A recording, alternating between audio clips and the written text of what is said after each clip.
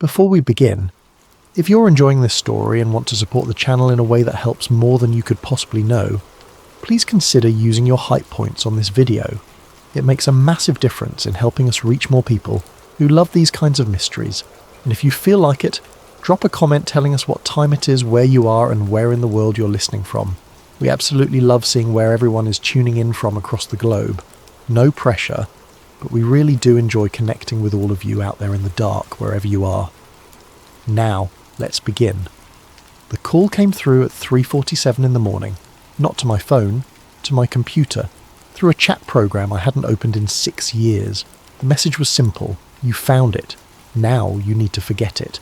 No profile picture, no username, just a string of random characters that looked like corrupted data. I stared at the screen in my dark apartment, the only light coming from my monitor and the distant glow of streetlights through half-closed blinds. My coffee had gone cold hours ago. I'd been awake for 31 hours straight, deep in a rabbit hole I'd promised myself I'd never go down again. The John Titor case. And now someone knew I'd found something. Something that proved the most famous time traveller in internet history might have actually been real. Prologue. The night that started everything, December 14, 2000. Late night. Coast to coast AM. I was 19 years old, living in a studio apartment in Tucson, working night shifts at a 24-hour copy centre. Insomnia had been my companion since childhood, and Art Bell's radio show had become my nightly ritual. The strange, the unexplained, the absolutely bizarre. Art covered it all with that signature gravelly voice that made even the most outlandish claim sound plausible. That night started like any other. I had the radio playing low while I reorganised my comic book collection, a mountain of back issues threatening to avalanche off my desk. Art was taking calls, the usual mix of UFO sightings and government conspiracy theories, when he mentioned something that made me stop mid-action. "We've been getting some interesting emails," Art said, that curious tone entering his voice, the one he used when something genuinely intrigued him. "From someone claiming to be posting on internet forums, says he's a time traveller from the year 2036. I set down the comic I was holding, an old X-Files tie-in issue, and turned up the volume. Art continued. "He's been posting since November, apparently. Calls himself John Titor. Says he's here on a military mission." There was a pause, the sound of papers rustling. Let me read you what he wrote. Quote, "I am here on a military mission. My time machine is a stationary mass temporal displacement unit." End quote. The words hung in the air of my tiny apartment. I'd heard hundreds of time, traveller claims on coast to coast over the years. They usually fell apart within minutes. Vague predictions, convenient excuses, obvious attention seekers. But something about this one felt different. The terminology, the specificity, the claim of a military mission rather than some grand save-the-world scenario. I grabbed a notebook and started writing down everything Art said. That night I became a John Titor follower. Just a fan, like thousands of others. I had no idea that 23 years later I'd uncover something that would make me wish I'd never heard that broadcast. Act 1. The original investigation, Chapter 1. Coast to Coast, an archive. Dive. Fast forward to November 2023. I'm 42 years old now. Still an insomniac. Still listening to Coast, though George Nuri hosts it now. Art Bell retired years ago and passed away in 2018, taking with him one of the most unique voices in radio history. I work as a data analyst for an insurance company, a job that pays well enough but leaves my mind understimulated. I spend my nights the way I spent them in 2000, diving into mysteries, reading forums, chasing threads that lead nowhere. But I hadn't touched the John Titor case in over a decade. It had been solved, more or less.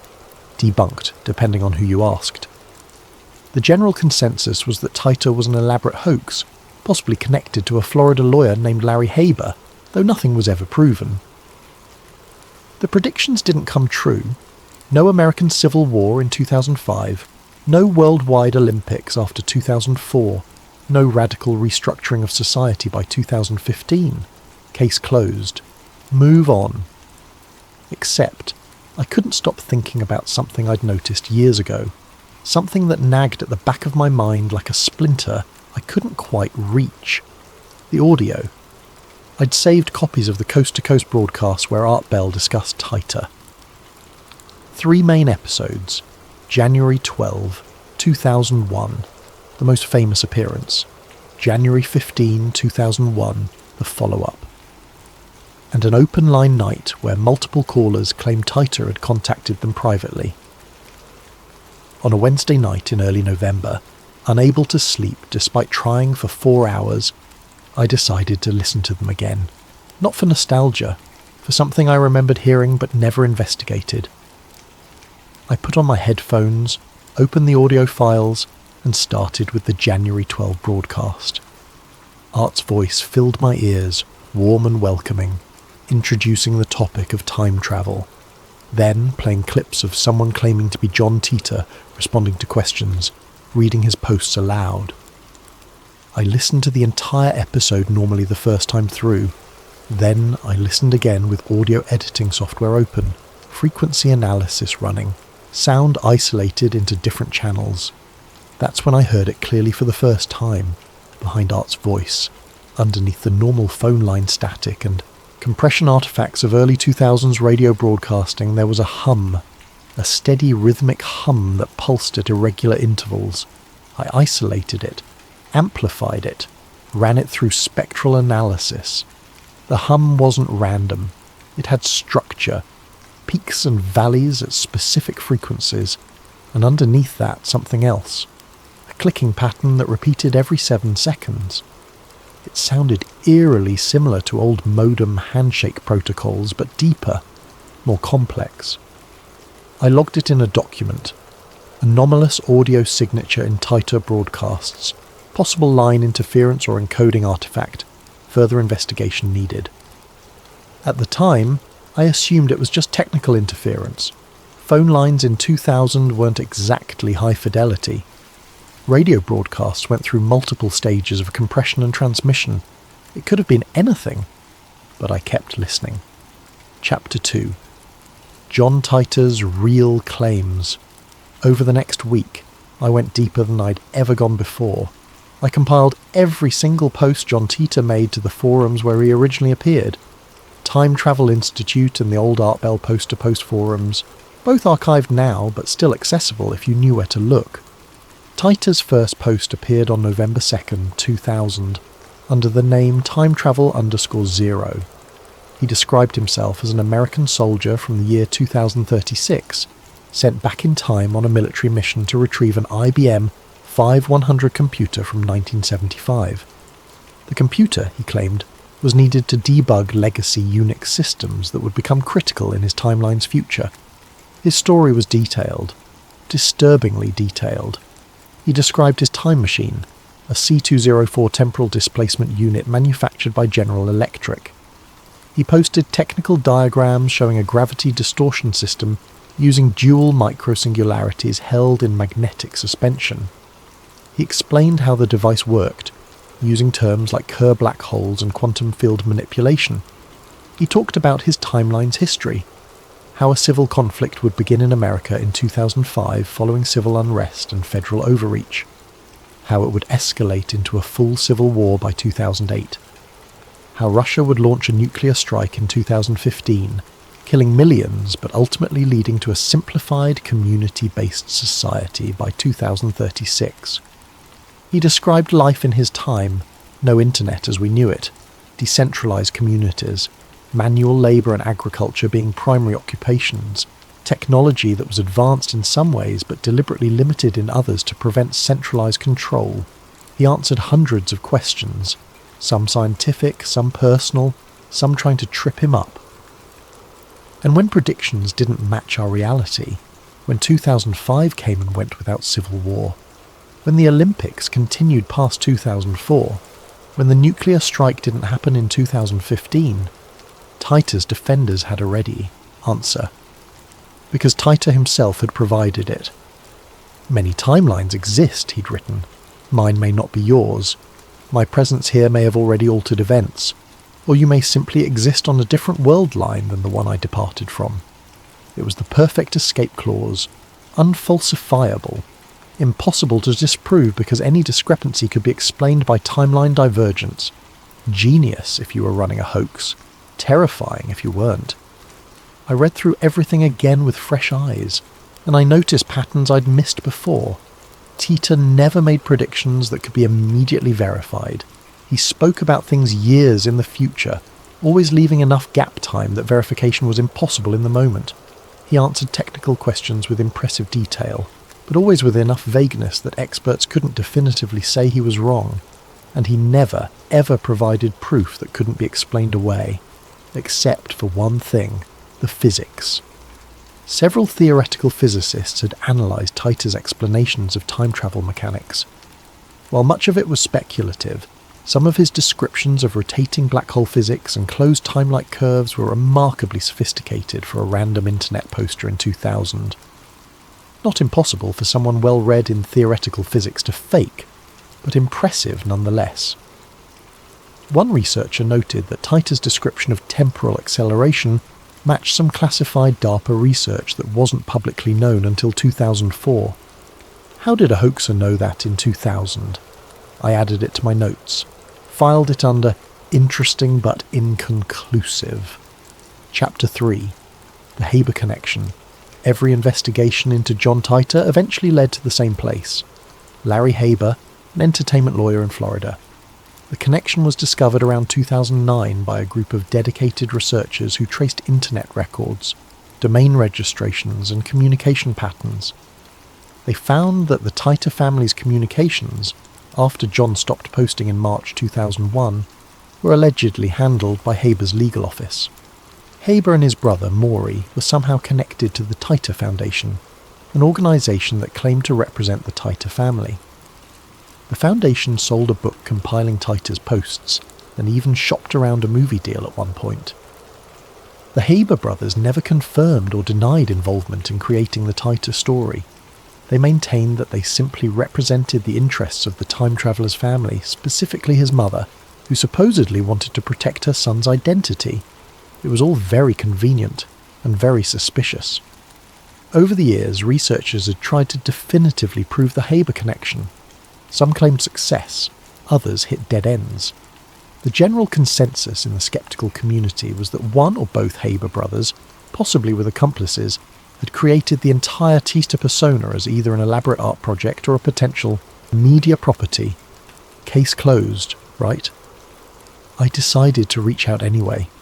I found Larry Haber's law office contact information, still operating, still listed in Florida, and sent a carefully worded email.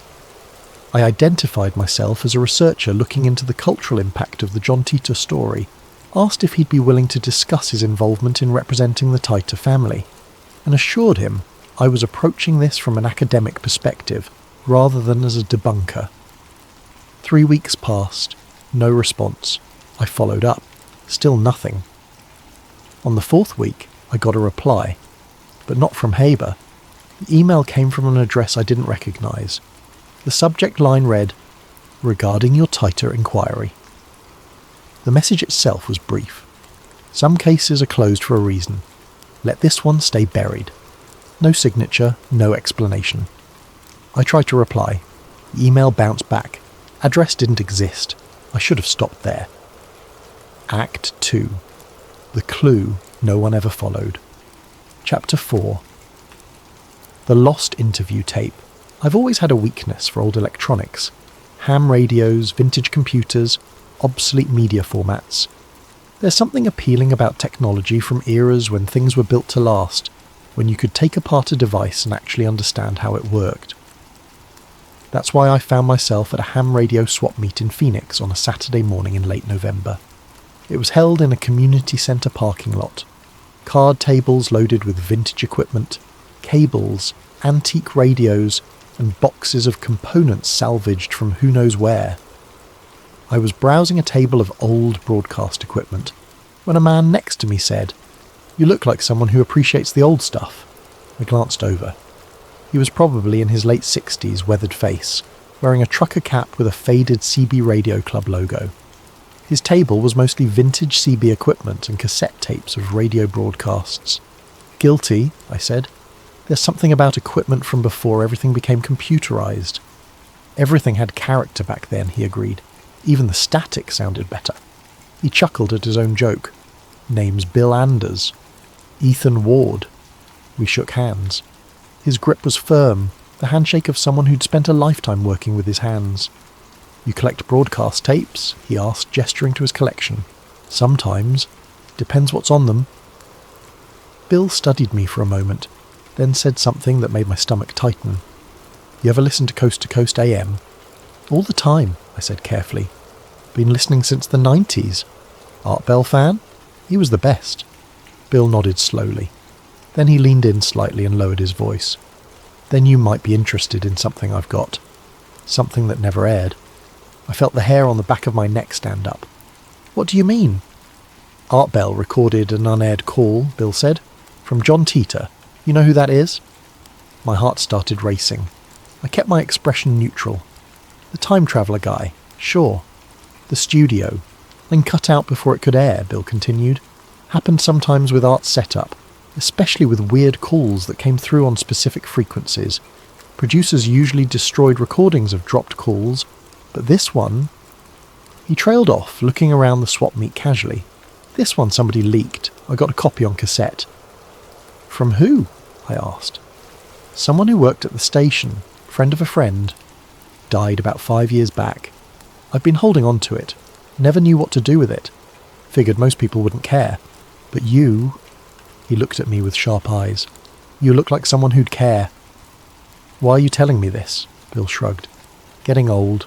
Want to pass things on to people who'll appreciate them. And honestly, the tapes always creep me out a little. Rather have it in someone else's hands." He reached under his table and pulled out a plastic case with a cassette inside. The label was handwritten in faded ink. C2CAM, Titor call, never broadcast. "How much?" I asked. $20. I handed him the money so fast I nearly fumbled my wallet. Chapter 5. Audio Analysis. I didn't even wait until I got home.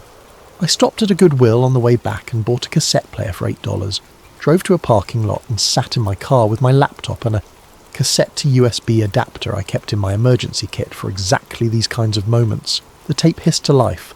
Art Bell's voice came through first, that familiar cadence.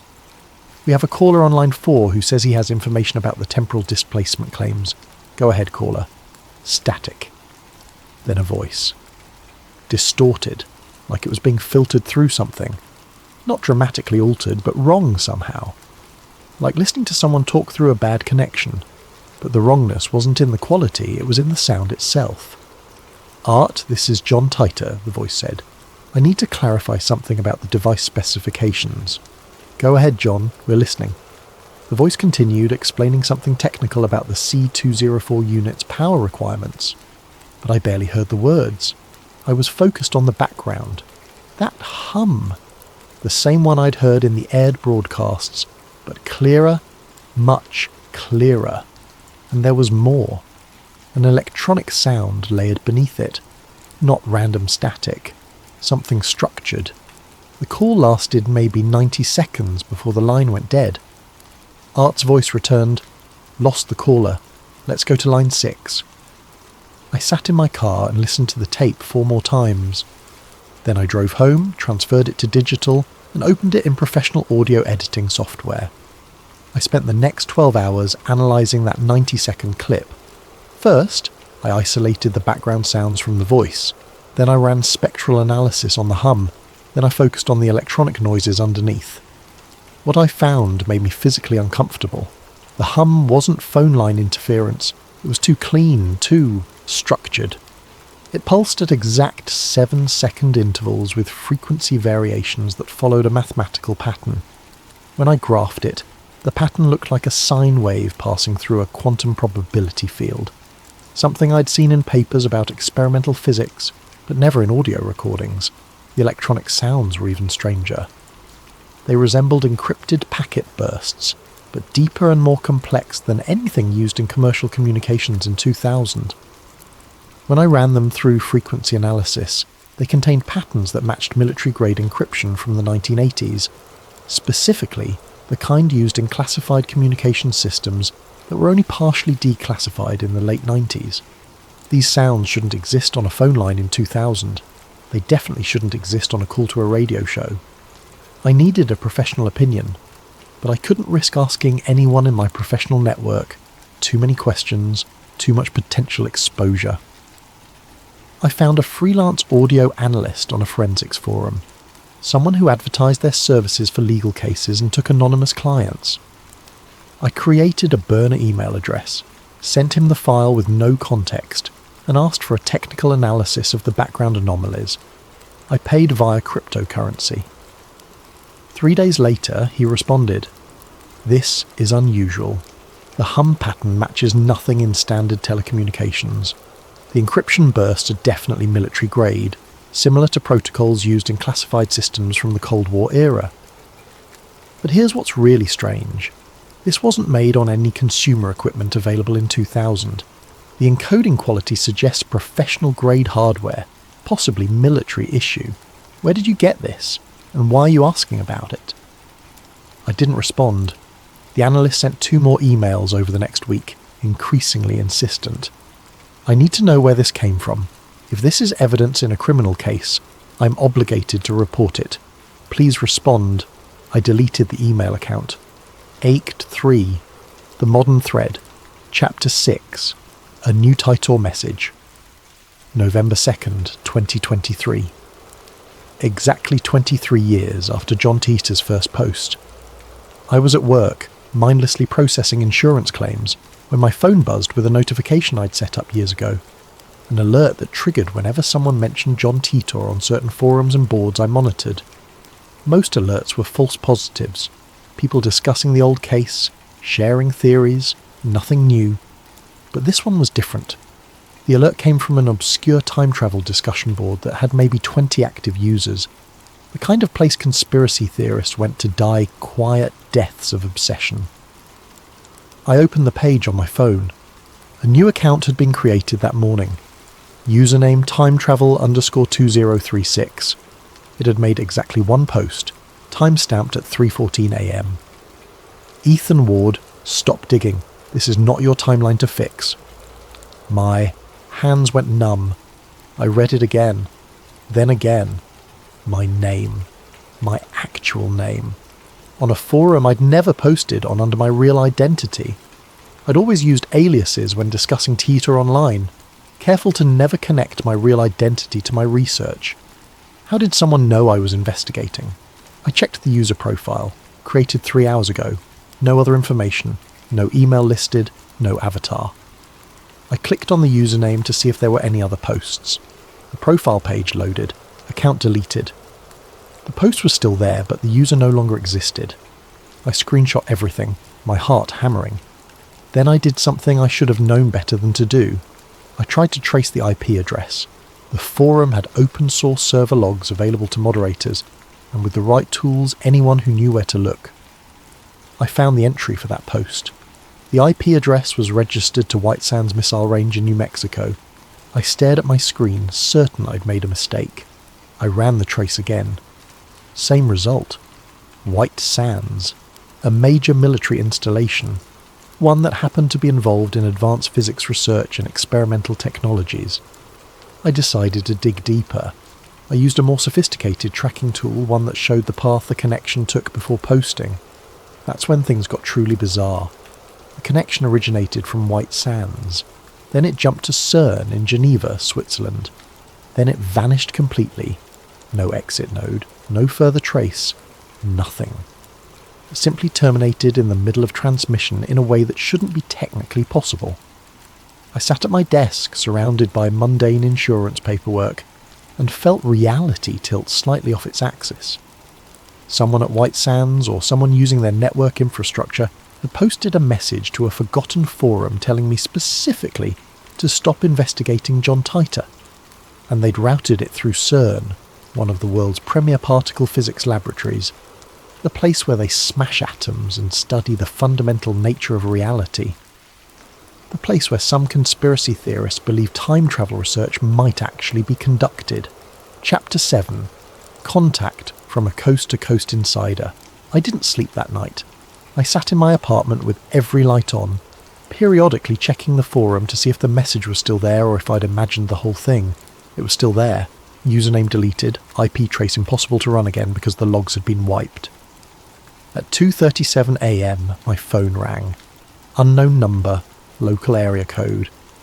I almost didn't answer, but something made me pick up. Ethan Ward?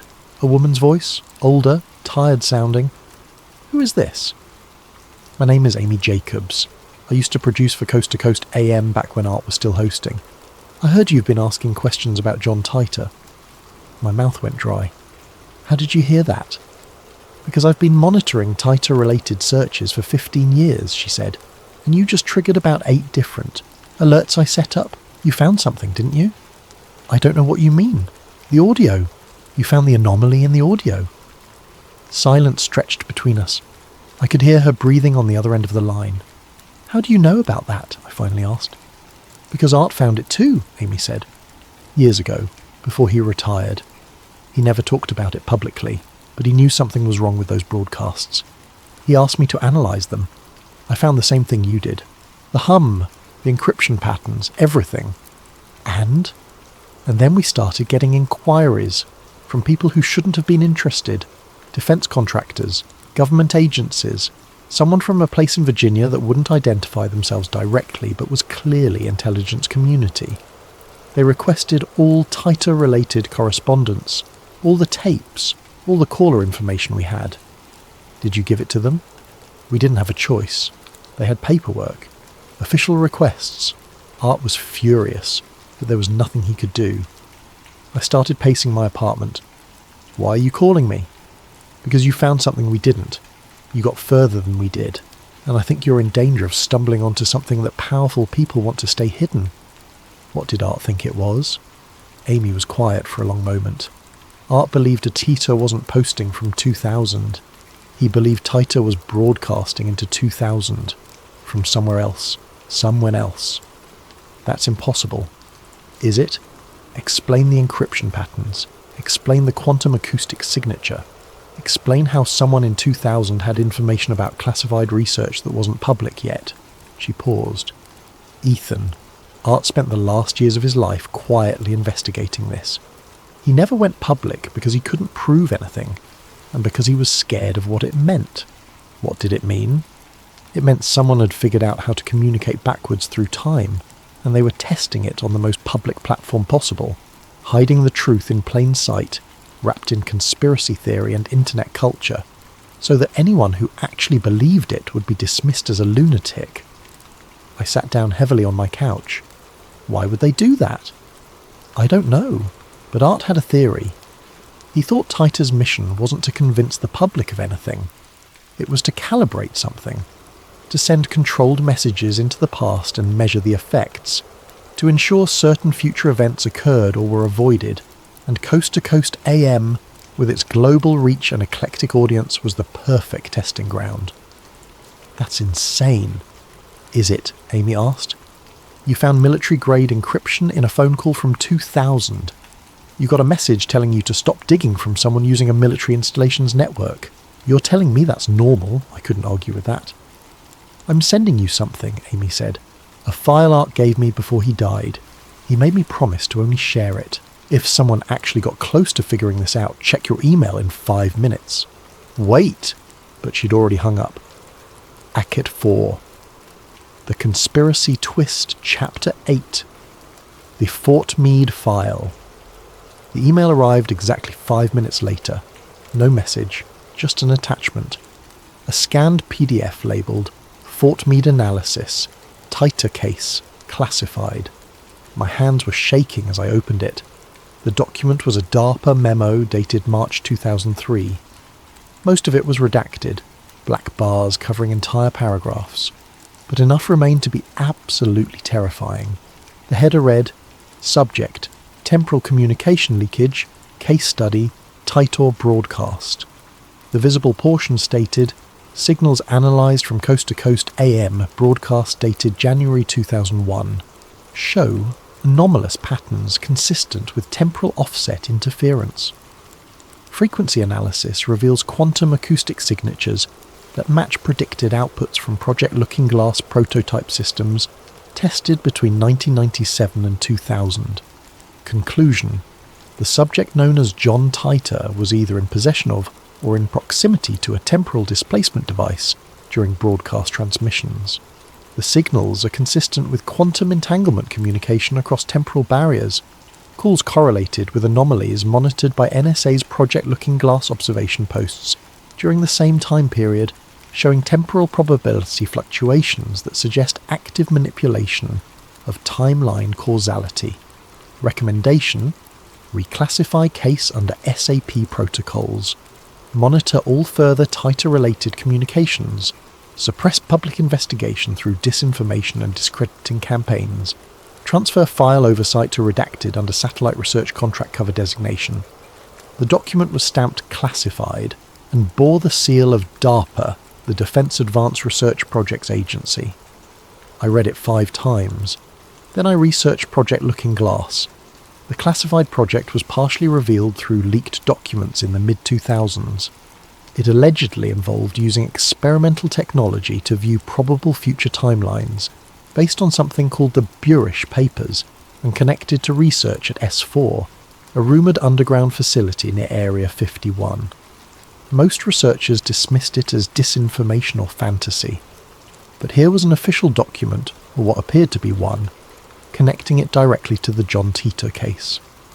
Chapter 9. Ethan's Realization. I spent 3 days cross-referencing everything I'd found. The audio anomalies, the DARPA memo, Amy's testimony about Art Bell's investigation, the message from White Sands routed through CERN, the Haber connection in Florida. And I realized something that made every conspiracy theory I'd ever read seem tame by comparison. What if John Titor's entire appearance wasn't about convincing anyone of anything? What if it was never meant to be believed? Think about it from the perspective of someone running a temporal communication experiment. You can't just broadcast a message to the past openly. That would cause panic, investigation, immediate government response. You'd never get clean data. You'd corrupt the entire experiment. But what if you wrapped your message in absurdity? What if you made it part of internet culture, conspiracy theory, entertainment?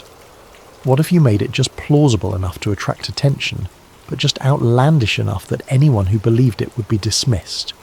You could send signals, test equipment, calibrate temporal communication systems, measure causality effects, all while hiding in the noise of the late-night radio and internet forums. Coast to Coast AM was perfect for this, a show dedicated to fringe topics, with a global audience of people predisposed to believe in the strange and unexplained. Broadcast late at night when critical thinking is lower and imagination runs higher, archived for future reference but dismissed by mainstream culture. John Titor wasn't trying to warn us of the future. John Titor was calibrating a device, testing whether messages could be sent backward through time and be received intact, ensuring that specific information reached specific points in the timeline, creating a documented test case that could be analysed later to refine the technology. And the predictions that didn't come true, those weren't failures, those were the point. By making predictions that could be explained away with different timelines, Titor ensured that the case would never be definitively solved. It would remain in a state of quantum uncertainty, both real and fake simultaneously, depending on who you asked. The perfect cover for experimental temporal communication technology. I sat in my dark apartment and realised I'd stumbled onto something that was never meant to be understood, until whoever sent the messages wanted it understood. Act 5. The Final Contact. Chapter 10. Ethan receives coordinates. The message appeared on my computer screen at 3:47 a.m. on December 10th, 2023. My computer was off, fully shut down. I'd turned it off hours earlier and unplugged it from the internet, paranoid after everything I'd discovered. But when I woke up to use the bathroom, I saw light coming from my office. My monitor was on, displaying a message in plain text on a black background. You have seen too much. If you want the truth, come to these coordinates. Below the message, latitude and longitude coordinates. My skin went cold. I hadn't imagined the impossible. My computer had turned itself on somehow, despite being physically disconnected from power and network. I grabbed my phone and entered the coordinates into a map application. Gainesville, Florida. A residential address in a suburban neighbourhood. I pulled up the street view. A modest house with a small yard. Nothing remarkable. Nothing that screamed temporal research facility or government conspiracy. But I recognised the area. I'd seen it before in my research. It was near where Larry Haber lived, the lawyer connected to the Titor Foundation, and according to the original Titor posts, it was near the coordinates where John Titor claimed he would return home before leaving our timeline in March 2001. The message on my computer screen flickered. Then new text appeared. "You have 48 hours. Come alone. Bring the tape. This is not a request." The screen went black. My computer wouldn't turn back on. Chapter 11. The Empty House. I should have called the police. I should have called Amy. I should have done anything except what I actually did. But I've never been good at making smart decisions when curiosity is involved. I booked a flight to Florida that morning. Red-eye departure, arriving in Gainesville just after dawn. I brought the cassette tape in my carry-on, wrapped in bubble wrap and tucked into a padded case. The house matched the street view images perfectly. Small, single-story, beige siding, brown roof. A for sale sign in the front yard, faded and crooked like it had been there for months. No cars in the driveway. No signs of occupancy. I sat in my rental car across the street for 20 minutes watching. No movement, no lights, nothing. Finally, I walked up to the front door. It was unlocked. The interior was empty. Completely empty. No furniture, no decorations, no indication anyone had lived there recently. Just bare walls and carpet that still showed vacuum marks from a cleaning service. But in the centre of the living room floor, there was something. A metal cylinder, about 3 feet tall, 2 feet in diameter, covered in what looked like precision-machined components. Coils, sensors, small crystalline structures embedded in the casing.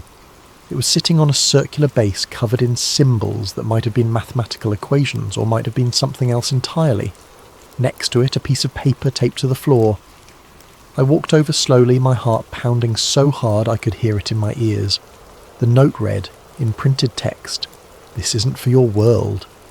I stared at the cylinder. It matched the diagrams John Titor had posted back in 2001. The C204 temporal displacement unit.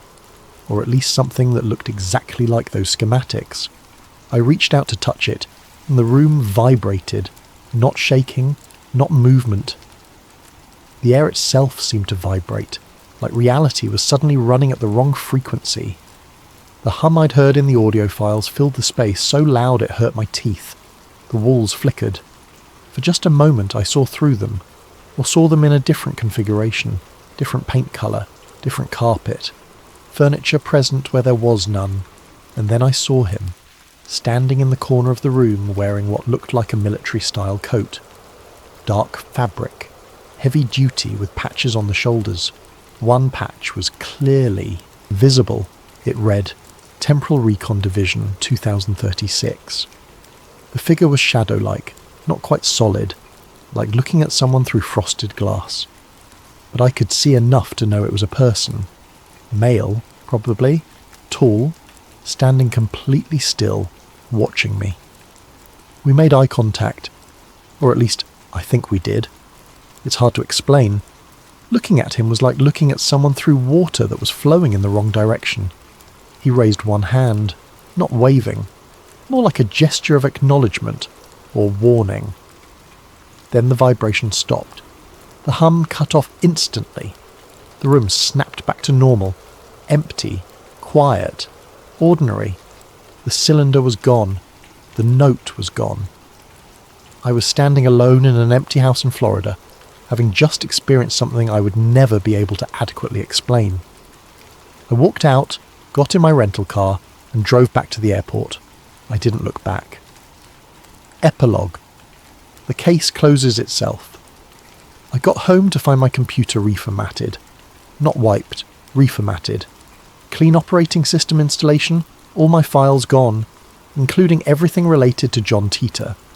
The cassette tape Bill Anders had sold me was blank. I played it front to back, nothing but magnetic hiss. I tried to contact Amy Jacobs. Every phone number I had for her was disconnected. Every email bounced back. I searched for her online and found nothing. No social media, no professional profiles, no obituary, nothing. It was like she'd never existed. I went back to the forum where the message about me had appeared. The post was gone. Not just deleted, gone from the archive, gone from cached versions, gone from the Wayback Machine. Like it had never been posted. I checked the Coast to Coast AM archives for the John Titor episodes. Every single one showed as currently unavailable due to rights issues. Art Bell's entire Titor discussion catalogue was inaccessible. I tried to contact Larry Haber again. His law office website was down. His phone number led to a disconnected message.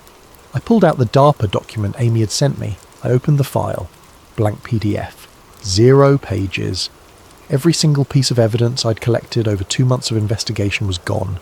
Erased. Disappeared like it had never existed. The only thing I had left was my memory. And even that felt uncertain now. Like maybe I'd dreamed the whole thing. Maybe I'd had some kind of breakdown. Maybe the insomnia and the obsession had finally caught up with me, and I'd hallucinated an entire conspiracy. But I know what I saw. I know what I heard. I know what I experienced. And I think I finally understand what John Titor really was.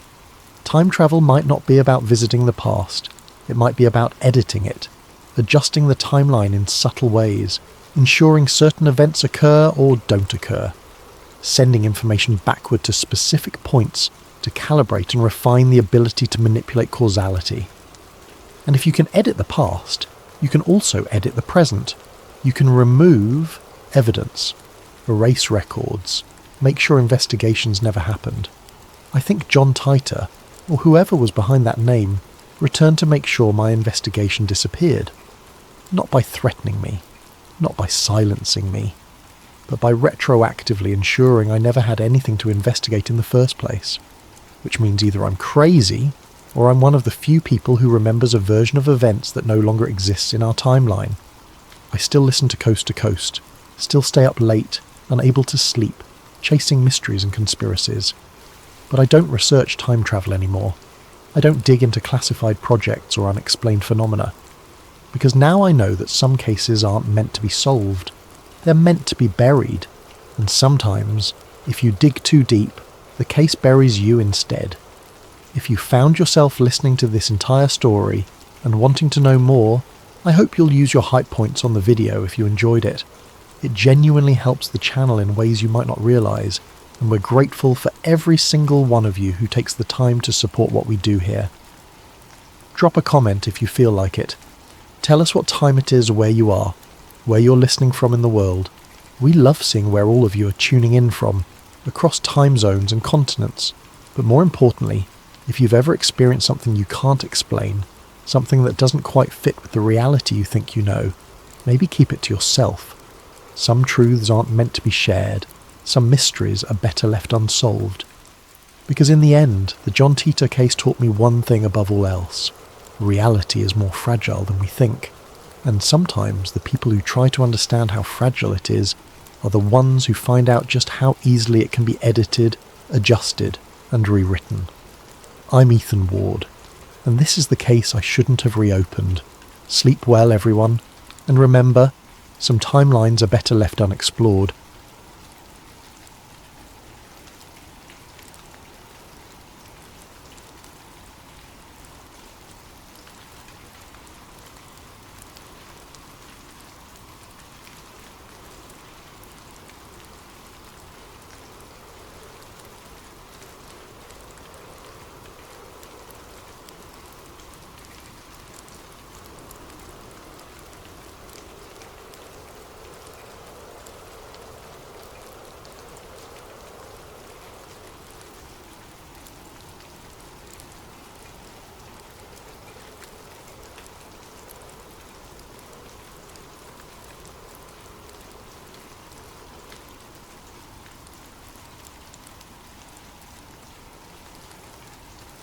The glow of 17 monitors bathed Elias Corrin's face in an ethereal blue light as his fingers danced across 3 keyboards simultaneously. In the depths of his converted basement apartment, time moved differently.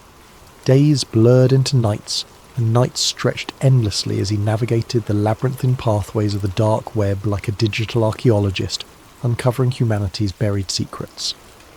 At 32, Elias had already earned and lost 2 fortunes through his hacking prowess. First fortune came easily, a teenage prodigy exploiting security vulnerabilities for corporate clients who paid millions to keep their weaknesses secret.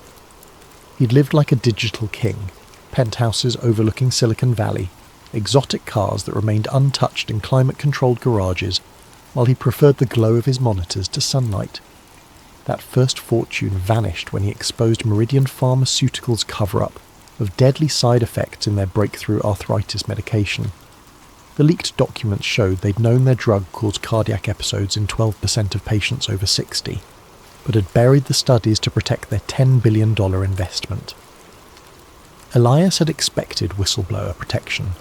Instead, he found himself blacklisted from every major tech company, his reputation destroyed by a coordinated character assassination campaign that painted him as an unstable idealist who couldn't be trusted with sensitive information. The second fortune came from smaller clients, criminal organisations, corporate espionage rings, government contractors who needed deniability. The work paid well but corroded his soul, each job pulling him deeper into the shadows of the digital underworld. That money disappeared into legal fees after a wrongful arrest for hacking the Federal Reserve, a crime he hadn't committed but couldn't prove he hadn't, given his reputation and the circumstantial evidence that seemed perfectly crafted to implicate him. 2 years in minimum security prison had shown him the true cost of challenging powerful systems. The other inmates respected his technical skills, but the guards treated him like a dangerous terrorist. Solitary confinement stretched for months whenever he complained about conditions or tried to organise better treatment for his fellow prisoners. By the time he was released on a technicality, evidence had mysteriously gone missing. He'd learned that the system didn't just punish dissent, it transformed dissidents into cautionary tales. Now, money meant nothing to him, only truth mattered. His obsession with secret societies began innocently enough, a childhood fascination sparked by his grandfather's stories about World War II intelligence operations. The old man had worked as a codebreaker for the OSS, predecessor to the CIA, and had filled young Elias's imagination with tales of hidden messages and shadow wars. After his grandfather's death when Elias was 12, he'd found boxes of declassified documents in the attic, revealing just how much of recent history had been shaped by invisible hands. That childhood fascination evolved into a methodical hunt for evidence as he grew older and acquired the technical skills to dig deeper than amateur conspiracy theorists ever could. While other hackers chased Bitcoin fortunes and corporate espionage contracts, Elias pursued shadows and whispers, digital phantoms that most people dismissed as paranoid delusions. He'd spent years infiltrating closed forums where former intelligence operatives shared war stories, decrypting abandoned hard drives from defunct government contractors, and following digital breadcrumbs through the dark web's most obscure corners.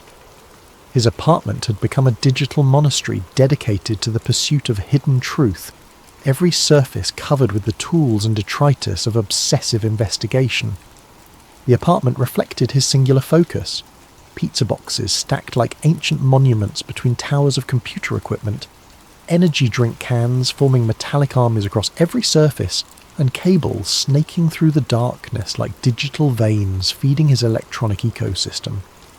His only companions were the hum of cooling fans working overtime to prevent his overclocked processors from melting down, and the occasional, satisfied grunt when another firewall fell to his expertise. The basement location was perfect for his needs, thick concrete walls that muffled sound and blocked electromagnetic interference, a dedicated power line that could handle his massive electrical requirements, and most importantly, no windows for curious neighbours to peer through. He'd been living there for 18 months, ever since his release from prison, paying cash to a landlord who asked no questions as long as the rent arrived on time. His setup was a temple to digital paranoia. 17 monitors arranged in a semicircle around his custom-built chair, each screen dedicated to different aspects of his ongoing investigations. 3 keyboards allowed him to manage multiple intrusion attempts simultaneously, while a collection of smartphones, each running different operating systems and connected to various networks through proxy chains, kept him connected to his sources around the globe. The walls were lined with hard drives, each containing terabytes of encrypted data collected from years of systematic investigation. Backup systems ensured that even if authorities raided the apartment, copies of everything would remain safely hidden in data centers across 3 continents. He'd learned from his previous arrests that physical evidence was only as secure as your ability to keep it out of enemy hands. Tonight felt different. As rain drummed against the boarded windows, he'd covered them himself for security reasons, Elias's automated scanners detected something unusual. The software he'd written monitored thousands of government servers simultaneously, looking for anomalous data signatures that might indicate classified information stored in supposedly routine systems. Most alerts were false positives, but after years of refinement, his algorithms had learned to distinguish between genuine anomalies and random digital noise. This particular signal was trying too hard to look ordinary, which was exactly what made it suspicious. A government proxy server deep within the Department of Homeland Security's network infrastructure was handling traffic patterns that didn't match any known legitimate use. The data packets were the right size and frequency to appear routine, but they carried encryption signatures that suggested military-grade security protecting something far more sensitive than typical administrative communications. Most hackers would have dismissed it as a honeypot, a trap designed to lure in digital intruders, but Elias had learned to read between the digital lines over years of careful observation. This signal felt different, older, like it had been running for decades without anyone paying attention to what it was actually protecting. He leaned back in his chair, cracking his knuckles with the deliberate ritual of a surgeon preparing for a complex operation. The proxy was 3 layers deep in government infrastructure, protected by military-grade encryption that would take months to crack through conventional means. But Elias had developed unconventional means over the years. His fingers resumed their dance, this time with the measured precision of a master pianist performing a familiar concerto. Code flowed across his screens like poetry written in ones and zeros, each line bringing him closer to whatever lay hidden in the digital vault. As the final encryption layer crumbled at 3:47 a.m., Elias held his breath. The archive that materialized before him contained terabytes of data, but it was the file structure that made his pulse quicken.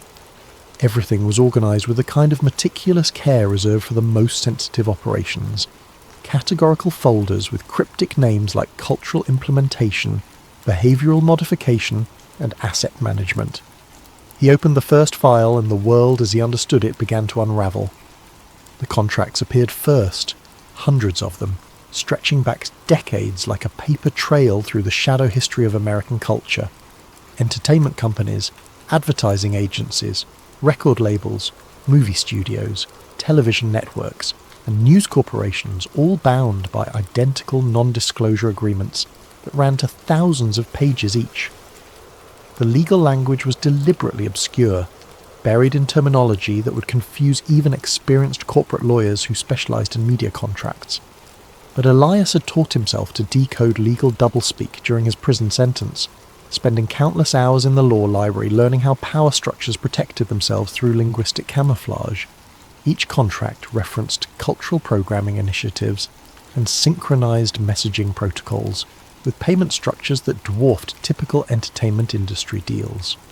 Millions of dollars flowing to seemingly random projects, indie films that barely recouped production costs, music albums that never charted, advertising campaigns for products that didn't seem to exist. All payments were approved by a shell company called Apex Cultural Dynamics, whose corporate registration traced through a labyrinthine network of offshore entities. Elias followed the money trail through banks in Switzerland, shell corporations in the Cayman Islands, trust funds in Luxembourg, and holding companies in jurisdictions he'd never heard of. Every lead ultimately vanished into legal structures so complex they seemed designed more for obfuscation than profit. The internal memos were more revealing, written in the casual tone of executives who felt completely secure in their communications. Corporate leaders from supposedly competing companies discussed narrative adjustments and public sentiment cultivation, like weather forecasters predicting next week's conditions. One memo from a major news network's CEO, dated just 6 months ago, read, "Per our discussion with ACD representatives, the upcoming election cycle requires a 15% increase in anxiety-inducing content during primetime hours. Latest psychological impact studies suggest optimal effectiveness when paired with consumer advertising for comfort products and security solutions." Another memo from a streaming entertainment company outlined specific quotas. Q3 targets include 40% increase in dystopian future programming, 25% increase in surveillance state normalization themes, an introduction of transhumanist concepts through minimum of 12 original series. Demographic targeting should focus on the 18 to 34 age range for maximum long-term conditioning effectiveness. The coordination between supposedly independent media companies was breathtaking in scope. Competing networks shared detailed viewer psychological profiles, coordinated their news coverage to maximize specific emotional responses, and even synchronized their entertainment programming to reinforce particular worldviews. The memos discussed marketing research into subliminal messaging techniques, optimal timing for narrative reinforcement, and methods for making propaganda indistinguishable from organic cultural trends. Video stills scattered throughout the files showed meetings in nondescript conference rooms. Faces were often obscured, but the visible details painted a chilling picture. Executives from competing companies sitting side by side, reviewing presentations with titles like Mass Behavioral Prediction Models and Subliminal Integration Techniques. But it was the symbols that made Elias's blood run cold. They appeared everywhere, in corporate logos embedded in document headers, even watermarked into video files. The all-seeing eye perched atop pyramids, numerical sequences that corresponded to occult traditions, and geometric patterns that seemed random until viewed through the lens of esoteric knowledge. As dawn broke unnoticed outside his boarded windows, Elias began constructing his theory. The Illuminati weren't just folklore, they were real, organised, and operating in plain sight. Rather than ruling through force or political manipulation, they had evolved into something far more sophisticated. Cultural engineers who shaped reality through the careful manipulation of information and entertainment. The fragments suggested a coordinated effort spanning decades. Movies that promoted specific worldviews, music that carried subliminal messages, news coverage that guided public opinion toward predetermined conclusions. Every major cultural event seemed to serve a purpose beyond mere profit or entertainment.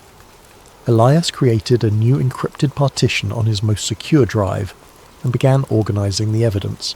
Each piece of the puzzle revealed new connections, new layers of coordination that defied conventional understanding of how media and culture operated. The scope was breathtaking and terrifying, but this was just the first door. As he prepared to dive deeper into the archive, a notification appeared on his screen. New files were uploading automatically to the server, added in real time from sources around the globe.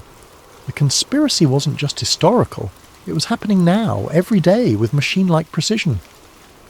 Elias smiled grimly and opened another energy drink. He had work to do. 3 days of continuous analysis revealed patterns so pervasive they defied coincidence. Elias's custom data mining algorithms had processed thousands of hours of Super Bowl halftime shows, major film releases, top-charting music, and primetime television programming, cross-referencing them with the archived documents he'd discovered. His software compared visual elements, audio frequencies, narrative structures, and symbolic content with mathematical precision that human observation alone could never achieve. The results were undeniable and terrifying. Every major halftime show since 2005 contained specific visual elements that served purposes beyond entertainment. Choreographed movements formed geometric patterns when viewed from aerial cameras, patterns that matched sacred geometry principles known to influence human consciousness.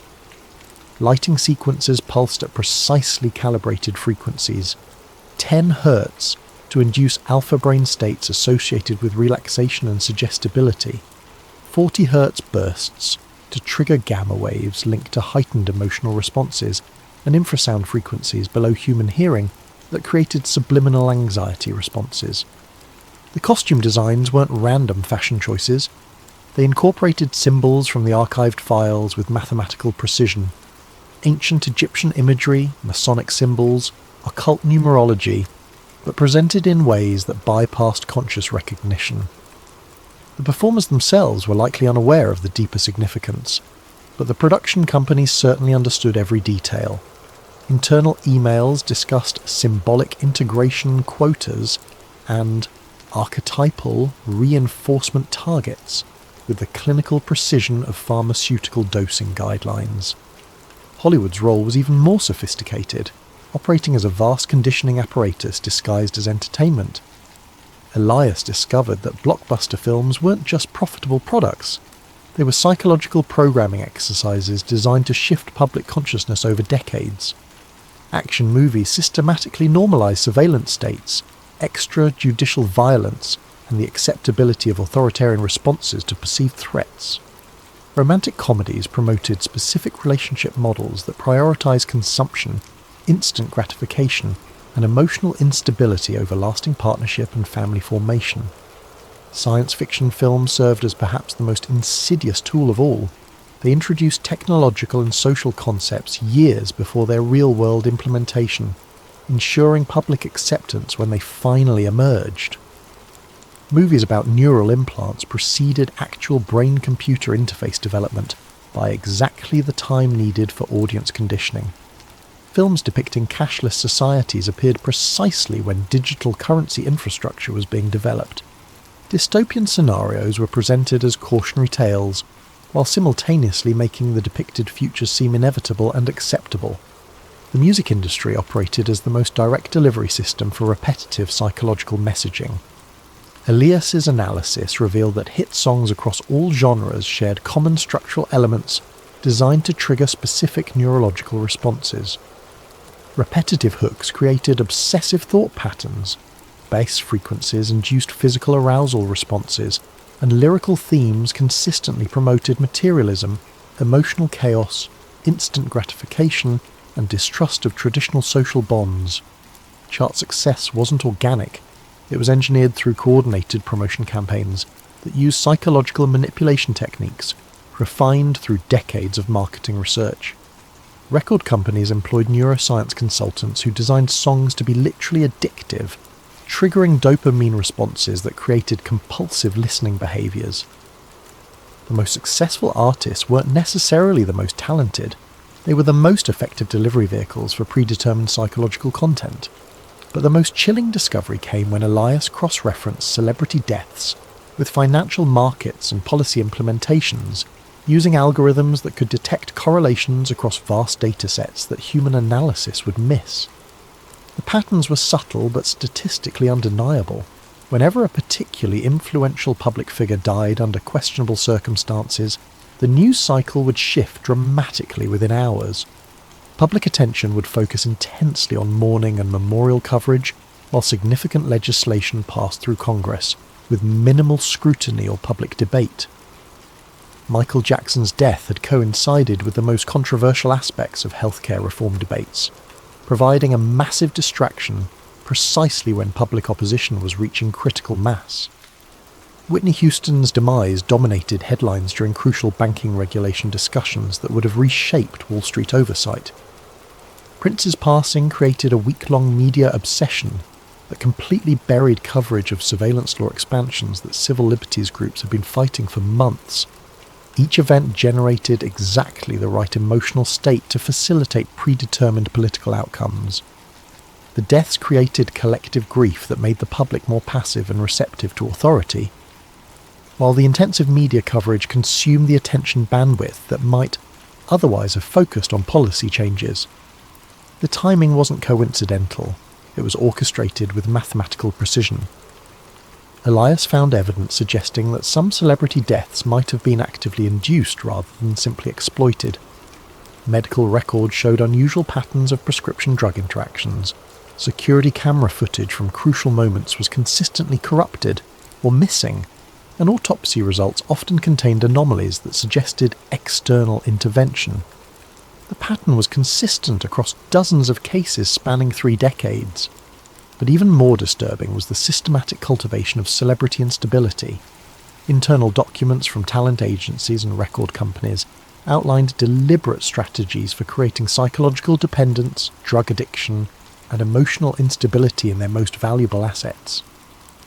The goal wasn't profit maximization, it was creating performers who could be easily manipulated and, when necessary, destroyed at moments that served larger political purposes. The conspiracy had weaponized celebrity worship itself, turning the public's emotional investment in famous figures into a tool for mass psychological manipulation. Every death became a ritual that renewed the collective trauma bonding between citizens and their media-created gods, making the population more dependent on external authority figures and less capable of independent critical thinking. Elias created a digital conspiracy board on his largest monitor, a sprawling network of connections that would have impressed investigative agencies worldwide if they hadn't been complicit in the system he was mapping.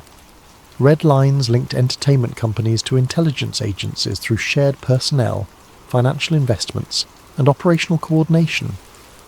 Blue lines traced money flows through the labyrinthine network of shell corporations, revealing how massive sums moved between seemingly unrelated organizations. Green lines mapped the precise timing of cultural events to policy implementations, showing correlation patterns that achieved statistical significance far beyond chance. The board revealed the Illuminati's true genius. They had weaponized human attention itself, transforming consciousness into a battlefield where wars were fought through carefully orchestrated information campaigns. In an age of information overload, controlling what people focused on had become more valuable than controlling what they thought.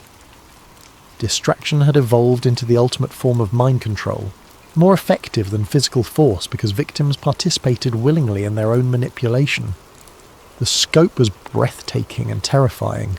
Every major cultural trend of the past 30 years could be traced back to deliberate manipulation, orchestrated through the entertainment media complex. Fashion cycles that promoted specific body images and consumption behaviours. Social media trends that encouraged narcissistic self-documentation and reduced attention spans. Political movements that channeled genuine grievances into harmless symbolic protests that changed nothing. Even conspiracy theories themselves appeared to be guided phenomena, designed to discredit legitimate questioning by associating it with obviously false claims. As Elias studied his creation through bloodshot eyes that hadn't seen natural light in days, a pattern emerged that made him question everything he thought he knew about free will and human autonomy. The manipulation wasn't just cultural, it was neurological. The constant stream of engineered content was literally rewiring human brains on a species level, creating generations of people whose thoughts and desires had been shaped by external forces since birth. The evidence suggested that the traditional concept of individual choice had become largely illusory. In a world where every piece of information was filtered through manipulated channels, where every cultural touchstone carried hidden programming, where every social trend was artificially generated, what did it mean to make an independent decision? The conspiracy had achieved something more insidious than totalitarianism. They had created voluntary slavery disguised as freedom of choice. As Elias studied his creation, a pattern emerged that made him question everything he thought he knew about free will. Every major cultural trend of the past 30 years could be traced back to deliberate manipulation. Fashion cycles, social media behaviours, political movements, even conspiracy theories, all potentially guided by the same hidden hand. The realization struck him like a physical blow. If they could control culture so completely, how could he be certain his own obsession with finding them wasn't part of their plan? The media conglomerate's server proved surprisingly easy to penetrate, which should have been Elias's first warning. Titan Communications owned 17 major news networks, 43 radio stations, controlling interests in 12 social media platforms, and content distribution deals with virtually every major streaming service. Their annual revenue exceeded the GDP of most small nations, and their influence over global information flow was effectively unparalleled in human history. Their security should have been impenetrable. Military contractors protected their networks. They employed former NSA specialists as cybersecurity consultants, and their server farms were housed in facilities that rivaled government installations. Yet Elias's intrusion tools sliced through their defences like a hot knife through butter, encountering minimal resistance and no countermeasures. It was almost as if they wanted him inside their systems. The internal documents were even more damning than the government archive, revealing coordination that made wartime propaganda efforts look amateur by comparison. Daily emails outlined narrative priorities for each news cycle, complete with psychological impact assessments, demographic targeting strategies, and measurable public sentiment targets. The language was coldly clinical, reducing human emotion and belief to data points on quarterly performance spreadsheets. Editorial meetings were recorded and transcribed with military precision. News directors from supposedly competing networks participated in weekly coordination calls, where they discussed upcoming stories, agreed on messaging frameworks, and divided coverage responsibilities to ensure comprehensive narrative saturation. The goal wasn't profit, it was behavioural modification on a civilizational scale. One particularly chilling document was titled MK Ultra Evolution, Modern Behavioural Modification Through Repetitive Exposure. It outlined techniques that made the CIA's infamous mind control experiments look primitive and inefficient by comparison. Rather than targeting individuals through drugs and trauma, the new methods focused on mass psychological conditioning through carefully orchestrated media campaigns that operated below the threshold of conscious awareness.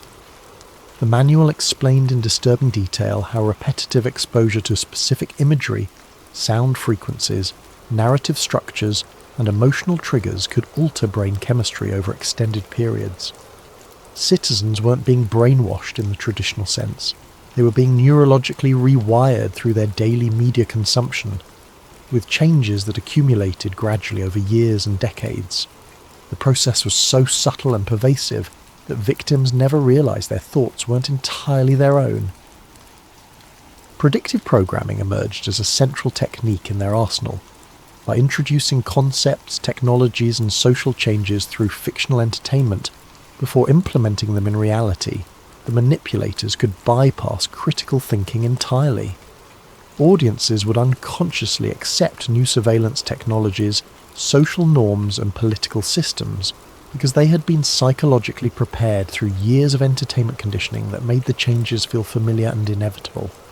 The technique was devastatingly effective because it exploited fundamental aspects of human psychology. People naturally accepted ideas they had encountered multiple times, even if the initial exposure came through obviously fictional sources. The brain treated repeated fictional scenarios as potential realities, creating neural pathways that made actual implementation feel like a natural progression rather than a radical change. The financial section revealed the true scope of the operation. Trillions of dollars flowed through the network annually, dwarfing the budgets of most nations. The money came from unexpected sources: pension funds, insurance companies, even charitable foundations unknowingly contributed to the conspiracy through complex investment structures. But the most disturbing discovery was the coordination between intelligence agencies, banking institutions, entertainment corporations, and technology companies, operating as a unified organism despite their apparent competition and conflicting interests. Weekly video conferences brought together representatives from the CIA, Federal Reserve, major studios, social media platforms, and multinational technology corporations. They discussed sentiment management and narrative synchronization with the casual professionalism of corporate executives planning quarterly sales targets. The recordings revealed a shadow government that operated through corporate proxies rather than official political channels. Traditional governmental power had been largely superseded by a network of private organizations that could implement policy through market manipulation and cultural conditioning without the messy inconvenience of democratic oversight. Elections still occurred, but they had become elaborate theatre productions designed to maintain the illusion of popular sovereignty, while real decisions were made in boardrooms that the public never saw. News cycles weren't random or market-driven. They were orchestrated months in advance by committees that included intelligence operatives, banking executives, media moguls, and technology leaders. Wars provided distraction from economic manipulation while generating massive profits for defence contractors.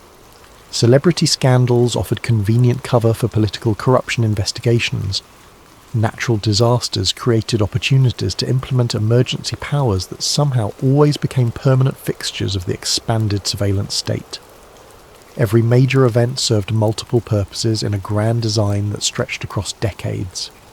The 2008 financial crisis had been engineered to consolidate banking power while conditioning the public to accept bailouts as normal economic policy. The COVID-19 pandemic had accelerated digital transformation initiatives while normalising remote monitoring and social isolation. Climate change narratives were being used to justify energy sector reorganisation and carbon credit markets that would generate enormous profits for the same financial institutions that had caused previous economic crises.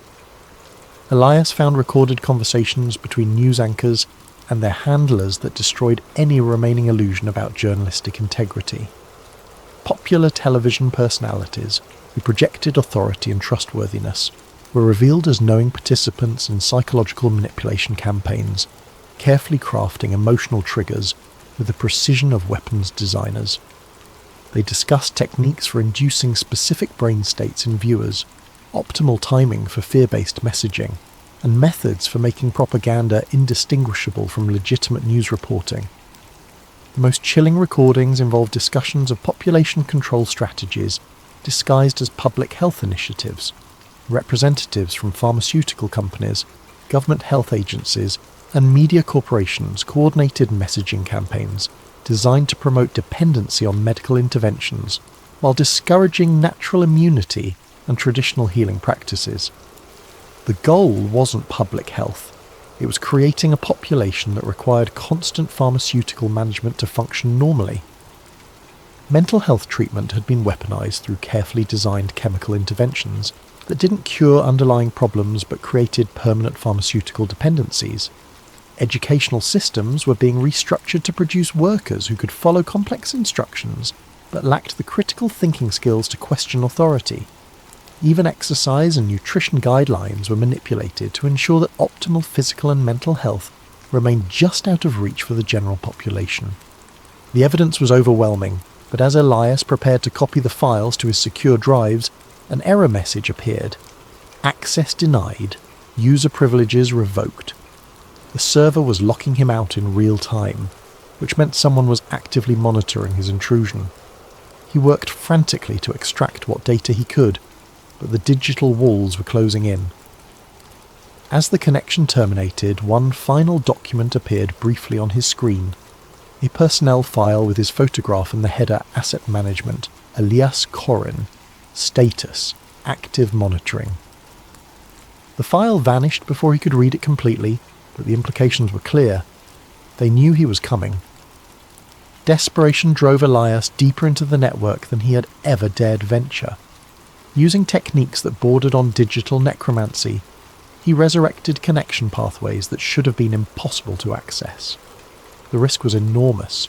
Each probe left digital fingerprints that could lead authorities directly to his door. But the glimpse of his own file had transformed his quest from curiosity to survival. The recordings he discovered in the deeper server vaults were audio files from meetings that shouldn't have existed, according to any official record. High-definition audio captured conversations between intelligence officials, Federal Reserve board members, entertainment executives, technology billionaires, pharmaceutical industry leaders, and representatives from organizations he'd never heard of, but whose influence seemed to span continents. They discussed the future of human consciousness like generals planning military campaigns against an enemy population. The meetings followed a rigid schedule. Every third Wednesday of each month, participants would gather in a location identified only as the facility to review progress on what they called the Integration Project. The audio quality suggested advanced surveillance equipment, possibly indicating that someone within their organisation was documenting everything for purposes that remained unclear. One recording from a meeting dated 6 months ago made his blood freeze in his veins. Phase 7, implementation has exceeded all projections, reported a woman's voice that analysis software identified as belonging to a major pharmaceutical company executive. Antidepressant dependency rates have reached 23% of the adult population in target demographics. Cognitive function degradation is proceeding on schedule, with marked decreases in long-term planning abilities and resistance to authority structures. Another voice, male with a distinctive southern accent. The cryptocurrency infrastructure is approaching full readiness for behavioural tracking integration. Once we achieve real-time monitoring of every financial transaction, thought control becomes mathematically precise. Every purchase will inform our psychological profiles. Every payment will be subject to conditional approval based on compliance metrics. Money itself becomes the ultimate surveillance and control mechanism. A third voice, older and carrying unmistakable authority. Excellent progress. The entertainment division reports successful integration of transhumanist themes across all major platforms. Public acceptance of neural interface technology has increased 23% since the campaign began, with particularly strong adoption rates among the 18 to 34 demographic. We're ready for beta testing in select metropolitan markets next quarter. The conversations continued for hours, revealing a surveillance state that made Orwell's 1984 look like a children's story. They weren't just watching citizens, they were psychologically profiling entire populations in real time, predicting dissent before it emerged, and neutralizing threats through targeted manipulation rather than direct confrontation. The system was so sophisticated that most people would never realize they were living under complete psychological control. The integration project appeared to be the culmination of decades of research into human behavior modification. Rather than controlling people through force or obvious propaganda, they had created a system that guided human decision-making through carefully crafted environmental pressures. Every choice citizens made was influenced by factors they never recognized as external manipulation, creating the illusion of free will while ensuring predetermined outcomes. Food additives that affected brain chemistry, architectural designs that induced specific emotional states, lighting frequencies that influence circadian rhythms, sound pollution calibrated to create chronic stress. Every aspect of modern life had been optimized to create psychological conditions that made populations easier to manage. The genius was that victims participated willingly in their own subjugation, often defending the very systems that enslaved them. The Watcher Protocol emerged as their most sophisticated tool. Rather than silencing conspiracy theorists and dissidents, they monitored them continuously, studying their methods and psychology. The data was used to identify others with similar thinking patterns, creating detailed maps of potential resistance before it could organize effectively. But the most chilling revelation was their approach to handling discovered threats. They didn't assassinate or imprison troublesome individuals, they drove them insane. Subtle psychological pressure, engineered coincidences, and carefully orchestrated personal tragedies would destroy a person's credibility and mental stability. Victims became their own worst enemies, discrediting themselves more effectively than any external force could. Elias found case studies documenting the destruction of dozens of individuals who had gotten too close to the truth. Journalists who suffered sudden career implosions, researchers who developed inexplicable mental health problems, hackers who became paranoid and unstable. The pattern was consistent. Initial discovery, followed by escalating pressure until the subject either retreated into obscurity or self-destructed publicly. As he absorbed this information, strange coincidences began occurring in his own life. His internet connection inexplicably slowed at crucial moments. Phone calls developed electronic interference. His food delivery orders were mysteriously cancelled or delayed. Each incident was minor and easily dismissed as random bad luck, but the cumulative effect was unmistakable. Someone was watching. Elias tried to dismiss his growing paranoia as a natural reaction to the disturbing information he was processing. But late at night, when the city was quiet and his monitors provided the only light, he sometimes heard footsteps in the hallway outside his apartment. They would pause at his door for exactly 30 seconds before continuing down the corridor. The recordings had mentioned something else, something that made his hands shake as he worked. Subject 347 shows exceptional pattern recognition abilities. Psychological profile suggests high probability of success in reaching final verification stage. Recommend maintaining current stimuli until extraction protocols can be implemented. He had no way of knowing for certain, but the timing suggested a horrible possibility. He might be Subject 347. The decision to leak his findings publicly felt like stepping off a cliff. Elias had accumulated enough evidence to expose a conspiracy that dwarfed anything in human history, but he knew that releasing it would likely cost him his life, or worse, his sanity. Yet the alternative was remaining silent while humanity sleepwalked toward a digital totalitarianism that would make physical oppression obsolete. He began by seeding information across the dark web's most secure forums, using identity masking techniques that should have made him untraceable. The posts were carefully crafted to appear as random discoveries by different users, avoiding the pattern recognition algorithms that monitored conspiracy communities. Each fragment of evidence was real but incomplete, requiring readers to connect the dots themselves. The response was immediate and disturbing. His posts gained traction quickly, too quickly. Within hours, they were being shared across platforms, analysed by citizen journalists, and discussed in mainstream media as examples of dangerous misinformation. The speed of the reaction suggested a coordinated response, as if the revelation had been anticipated and prepared for in advance. More troubling was the nature of the responses. While some users took the evidence seriously, others immediately began discrediting it with arguments that seemed too sophisticated to be spontaneous. They pointed to technical inconsistencies that Elias was certain didn't exist, questioned source authenticity with forensic expertise that suggested professional training, and redirected discussions toward harmless tangents that neutered the information's impact. Within days, his revelations were being treated as another internet conspiracy theory, filed alongside flat earth theories and lizard people claims. The evidence was dismissed not through logical refutation, but through association with obviously false ideas, a technique the archived documents had called cognitive contamination. As the online discussions evolved, Elias realised he was watching a masterpiece of psychological manipulation in real time. The truth was being buried not through censorship, but through calculated flooding with disinformation. His genuine evidence was drowning in a sea of deliberate nonsense, making it impossible for reasonable people to distinguish fact from fantasy. But the digital warfare was only the beginning. Physical reality began shifting around him in subtle but unmistakable ways. His internet speed slowed to a crawl whenever he tried to upload new evidence. Delivery services could no longer find his address. His phone developed a mysterious static that made conversations nearly impossible.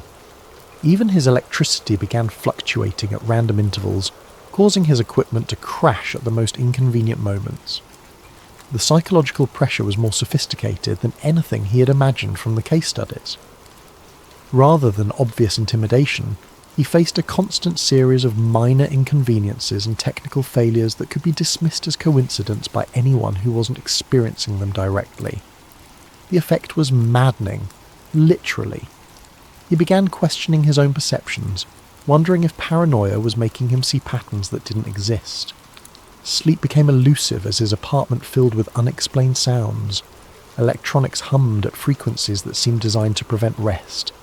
The heating system cycled erratically, creating temperature fluctuations that made comfort impossible. Water pressure dropped whenever he tried to shower, and his refrigerator developed a whine that stopped only when he was away from his computer. Friends and family members began expressing concern about his mental state, though he couldn't remember telling them about his research. They called with surprising frequency, all using similar language about the importance of seeking help and taking breaks from the computer. The conversations felt scripted, as if his loved ones were reading from prepared statements. As days blended into a haze of technical failures and social pressure, Elias realised he was living inside one of the case studies he'd discovered. They weren't just monitoring him, they were actively dismantling his life with surgical precision. But unlike the previous victims, he knew what was happening. That knowledge might be his only chance of survival. He had to reach the final layer of the archive before they completed their psychological destruction. If his theory was correct, the deepest files would contain the ultimate revelation, and possibly his salvation. The final server required every technique Elias had learned over 2 decades of hacking, protected by quantum encryption and guarded by AI systems that adapted to his intrusion attempts in real time. It represented the pinnacle of digital security. Yet as he worked through the night, fueled by desperation and the last of his energy drinks, the barriers fell with almost suspicious ease. The locked folder contained exactly what he had expected and feared: complete dossiers on hundreds of individuals, including himself. His file was massive, containing information that should have been impossible to collect. Screenshots of every computer session going back years, audio recordings from devices that shouldn't have had microphones, even biometric data tracking his health and emotional states in real time. But it was the analysis that truly horrified him. Psychological profiles predicted his behaviour with uncanny accuracy, mapping his personality down to neurological quirks that he had never shared with anyone. The files detailed his childhood trauma, relationship patterns, cognitive biases, and emotional triggers with clinical precision. They knew him better than he knew himself. The surveillance had begun long before his current investigation. Webcam captures showed him staring at monitors in his apartment, taken from angles that suggested multiple hidden cameras. Phone conversations with friends and family had been recorded and analysed for stress patterns and emotional manipulation opportunities. Even his online shopping habits, medical records, and financial transactions had been fed into behavioural prediction algorithms. Most disturbing was the timeline. The earliest entries in his file dated back 15 years, to when he had first begun investigating conspiracy theories as a college student. They hadn't just discovered his activities, they had been watching and shaping them from the beginning. Every major breakthrough in his hacking skills, every connection he had made in underground communities, every piece of evidence he'd uncovered, all had been carefully orchestrated. The documents revealed the true scope of his manipulation. The pharmaceutical company he had exposed years earlier, the leaked documents had been strategically placed for him to find. The wrongful arrest that had cost him his fortune, engineered to isolate him and fuel his paranoia. Even his current apartment had been selected for him, the basement location perfect for the psychological pressure techniques they planned to employ. But the most shattering revelation was still to come. As he scrolled through terabytes of personal data, a video file caught his attention. The timestamp showed it was recorded 3 days ago, the night he had first accessed the government server. The video showed him working at his computer, but the angle was impossible. The camera had to be inside his monitor, watching him as he discovered the conspiracy. He was staring at footage of himself reading about his own surveillance. The video continued, showing him creating his digital conspiracy board, making connections between entertainment companies and intelligence agencies, even the moment when he had first seen his own photograph in the corporate files. But there was something else, a timestamp in the corner that made no sense. According to the file properties, the video had been created 6 months before it was allegedly recorded. His hand shaking, Elias cross-referenced the timestamp with other files in his dossier. The pattern that emerged destroyed everything he thought he knew about his investigation. Every revelation, every breakthrough, every piece of evidence he had discovered, all had been prepared in advance. The conspiracy he had uncovered was real, but his discovery of it had been choreographed down to the minute. They hadn't just been watching him, they had been directing him, feeding him information at precisely calculated intervals, allowing him to feel the satisfaction of discovery while ensuring he found only what they wanted him to find. His entire investigation was a performance, and he had been playing his role perfectly. The sound of footsteps in the hallway outside his apartment was no longer mysterious. It was his cue that the final act was about to begin. The timestamp that shattered Elias's world appeared in a routine system log, buried among thousands of other entries he might have overlooked in his haste to process the overwhelming data. But his pattern recognition skills, honed by decades of digital archaeology, caught the anomaly immediately. His surveillance file had been created 3 years before he had even begun his serious investigation into secret societies. Not updated, not modified, created. The implications spread through his mind like digital wildfire. Every forum post that had sparked his interest, every breadcrumb of evidence he had followed, every contact who had guided him toward new information sources, all had been carefully planted elements in an elaborate psychological experiment. He wasn't hunting the Illuminati. He was their laboratory rat, navigating a maze they had constructed specifically for him. The files reveal the true scope of the operation. Project Cassandra aimed to study how individuals with specific psychological profiles could be guided toward predetermined conclusions while believing they were conducting independent research. Elias was test subject 347 in a series that had already processed thousands of potential dissidents, conspiracy theorists, and amateur investigators. The methodology was diabolical in its sophistication. Rather than suppressing information, they had created controlled leaks that satisfied the subject's desire for hidden truth, while ensuring that any revelations served their ultimate purposes. Every conspiracy theorist who believed they had uncovered secret plots was actually participating in a massive behavioural study that helped refine mass manipulation techniques. But Project Cassandra served another purpose, creating the perfect patsies. When subjects like Elias inevitably attempted to share their discoveries, the public would dismiss them as delusional paranoids. The conspiracy theorists discredited themselves more effectively than any government censorship could, providing cover for the real operations happening in plain sight. The genius was circular. They used genuine conspiracies to hide their conspiracy, to create conspiracy theories. The Ouroboros of manipulation consumed its own tail while strengthening the head. Elias found video recordings of planning meetings where researchers discussed his psychological profile like entomologists studying an insect. His obsessive personality, his need for validation through intellectual superiority, his isolation and distrust of mainstream society, all were noted as advantageous traits for the experiment. They had identified him as an ideal subject before he had even begun his journey into the digital underground. The recordings were clinical in their detachment. Subject 347 shows exceptional persistence and pattern recognition abilities. Recommend accelerating the revelation timeline to achieve maximum psychological impact. His technical skills allow for more sophisticated evidence plants than previous subjects. Agreed. The deep web forums are seeded and ready. Will allow him to discover the entertainment industry connections next week, followed by the financial networks the following month. Estimated timeline to complete breakdown, 6 to 8 months. What about extraction? Standard protocol. Once he achieves full paranoid state, we'll activate the final revelation. The cognitive dissonance should ensure complete psychological collapse within 72 hours. Subject will either retreat into catatonic withdrawal or self-eliminate. Either outcome serves project goals.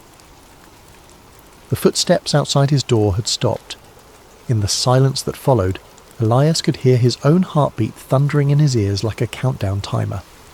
Every shadow in his peripheral vision might be a hidden observer. Every electronic device could be a surveillance tool. Even his own thoughts felt compromised, infected by the knowledge that his mind had been invaded and mapped by researchers who understood his psychology better than he did. But as despair threatened to overwhelm him completely, a final realization emerged from the chaos of his collapsing worldview. If they had created all of this as an experiment, if his investigation was a carefully orchestrated performance, then the evidence he had found might be real after all. They couldn't manipulate him with fake conspiracies. They had to use genuine ones to make the manipulation believable. The entertainment industry coordination, the financial manipulation, the psychological conditioning of entire populations, it was all real. His discovery of it might have been staged, but the conspiracy itself existed exactly as he had uncovered it. They had made one critical error in their psychological experiment. They had given him access to the truth. The question was whether that knowledge could serve any purpose now that he understood his role as an unwitting puppet. As the footsteps resumed outside his door, moving with deliberate slowness toward his apartment, Elias realized he had perhaps minutes to decide how this story would end. He could retreat into madness as they expected, becoming another cautionary tale about the dangers of conspiracy thinking. He could attempt to fight back, though they had mapped every aspect of his psychology and would anticipate any strategy he might devise. Or he could find a third option, something they hadn't planned for because it lay outside their understanding of his character. The gentle knock on his door interrupted his thoughts. A voice, polite and professional, spoke through the thin wood. "Mr. Corrin, we need to talk." Elias looked at his screens one final time, at the conspiracy board that had consumed his life, at the evidence that proved humanity was being manipulated on a scale beyond historical precedent. Then he looked at his reflection in the dark monitor, the face of a man who had discovered that his greatest fear and greatest hope were the same thing. He had found the truth. The truth had been carefully crafted to find him. But perhaps, in that circular dance of manipulation and discovery, lay an opportunity that neither he nor his watchers had anticipated. After all, even the most sophisticated psychological experiment could produce unexpected results. As he reached for the door handle, Elias Corrin smiled for the first time in months. If they had taught him anything, it was that reality was far more malleable than most people believed. And if reality could be shaped, then perhaps it was time for the subject to become the experimenter. The door opened to reveal figures in dark suits, their faces professional masks hiding whatever emotions they might have felt. But as they looked into Elias's eyes, something shifted in their expressions, a flicker of uncertainty that suggested their psychological profiles might have missed something crucial about their carefully studied subject. "Gentlemen," Elias said, his voice steady despite the chaos in his mind, "I've been expecting you. Shall we discuss what happens next?"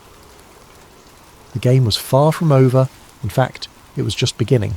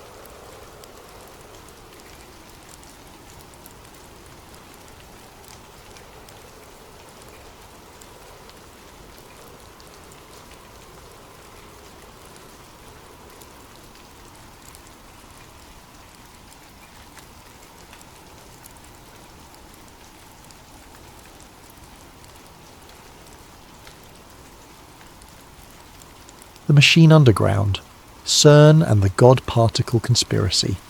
Before we dive into tonight's story, if you're enjoying the content here on Sleep Theories, consider dropping some hype points on this video.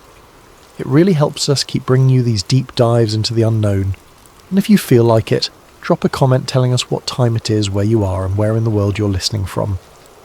We absolutely love seeing the global community we've built here, watching people tune in from every corner of the planet at every hour of the day and night. No pressure though, only if you want to share. Tonight's journey takes us beneath the peaceful farmland of the Swiss-French border, into the depths of the world's most ambitious scientific experiment. A huge thank you to Javiera, Miss Chouet, Ahmad, Louis-22, and Chris for suggesting we explore this topic. You asked for it, and here we are. Picture this: 17 miles of circular tunnel, buried 100 meters underground, constructed at a cost approaching $9 billion, built for one purpose: to recreate the first moment after the Big Bang. Scientists call it the Large Hadron Collider. But what if the people studying the birth of the universe are simultaneously tearing holes in the fabric of reality itself? The fields above Geneva look unremarkable. Cows graze, farmers tend their land, families picnic on hillsides that roll gently toward the Alps. But beneath this pastoral scene lies something extraordinary. The world's largest scientific instrument. The Large Hadron Collider sits in a ring-shaped tunnel that crosses international borders, threading through Switzerland and France without most residents even knowing it's there. The facility is operated by CERN, the European Organisation for Nuclear Research, founded back in 1954 when the ashes of World War II were still fresh, and scientists dreamed of uniting Europe through shared discovery rather than dividing it through conflict. The machine's purpose sounds simple enough: accelerate protons to near-light speed and smash them together to study the fundamental building blocks of reality. But here's where things get interesting.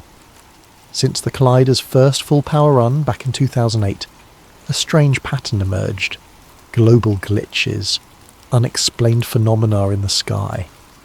The sudden rise of the Mandela effect, where millions of people remember history differently than it actually occurred. Mass digital outages that seem to cascade across continents without clear cause, and every single time when you trace the dates backward, you find the same thing. The Large Hadron Collider was running at high power. Coincidence? Maybe. But the pattern is undeniable enough that it spawned one of the most persistent conspiracy theories of the 21st century. The theory that CERN isn't just studying the universe, they're changing it. What most people don't know is that beneath Geneva, CERN stores antimatter, the mirror opposite of normal matter. When matter and antimatter meet, they annihilate completely, converting all their mass directly into energy according to Einstein's famous equation. A single gram of antimatter reacting with a gram of matter would release an explosion equivalent to a nuclear bomb. The amount stored at CERN is minuscule, measured in nanograms, but it exists. Contained in magnetic bottles deep underground, suspended in vacuum, held mere atoms away from the container walls. One mistake, one power failure, one miscalculation. That's all it would take. Achid 1. The promise of science. To understand how we got here, we need to go back to the beginning. Construction of the Large Hadron Collider began in 1998, built into an existing tunnel that once housed an earlier particle accelerator. The project took a decade and required unprecedented international cooperation. Thousands of scientists, engineers and technicians from dozens of countries worked together to create something that pushed the absolute limits of human engineering. The tunnel itself runs in a circle 27 kilometres in circumference, buried between 50 and 175 metres below the surface. Why underground? Because a project this massive would be impossible to build above ground, and the stable bedrock provides crucial stability for experiments that require precision down to fractions of a nanometer. But there's another reason. One CERN doesn't advertise. The depth provides natural shielding from cosmic rays and the electromagnetic interference. It also provides secrecy. Whatever happens in that tunnel happens hidden from public view, monitored only by the scientists who operate it and the governments who fund it. On September 10th, 2008, the moment finally arrived. The first beam of protons successfully circulated through the entire ring. Scientists at CERN headquarters erupted in applause. It was a triumph of human ingenuity, the culmination of decades of theoretical physics made real. But 9 days later, disaster struck. On September 19th, a faulty electrical connection between two superconducting magnets caused a catastrophic helium leak. Liquid helium, used to cool the magnets to near absolute zero, vaporized explosively. The resulting pressure wave damaged 53 magnets, each weighing several tons. The entire system had to be shut down. The official explanation was equipment failure, a design flaw in the electrical connections that nobody caught during testing. But conspiracy theorists noted something strange. The failure happened just days after the first successful circulation, during the initial attempts to ramp up to collision energy. as if something in the system didn't want to be activated, as if the universe itself was pushing back. Repairs took over a year. It wasn't until March 30th, 2010 that collision experiments finally began. The proton beams, travelling in opposite directions, around the ring, were guided into head-on collisions at energies of 7 trillion electron volts, 7 TeV in the shorthand of particle physics. And then they started finding things. The primary target was something called the Higgs boson, a theoretical particle predicted back in 1964 by physicist Peter Higgs and several colleagues. According to the standard model of particle physics, the Higgs boson is responsible for giving all other particles their mass.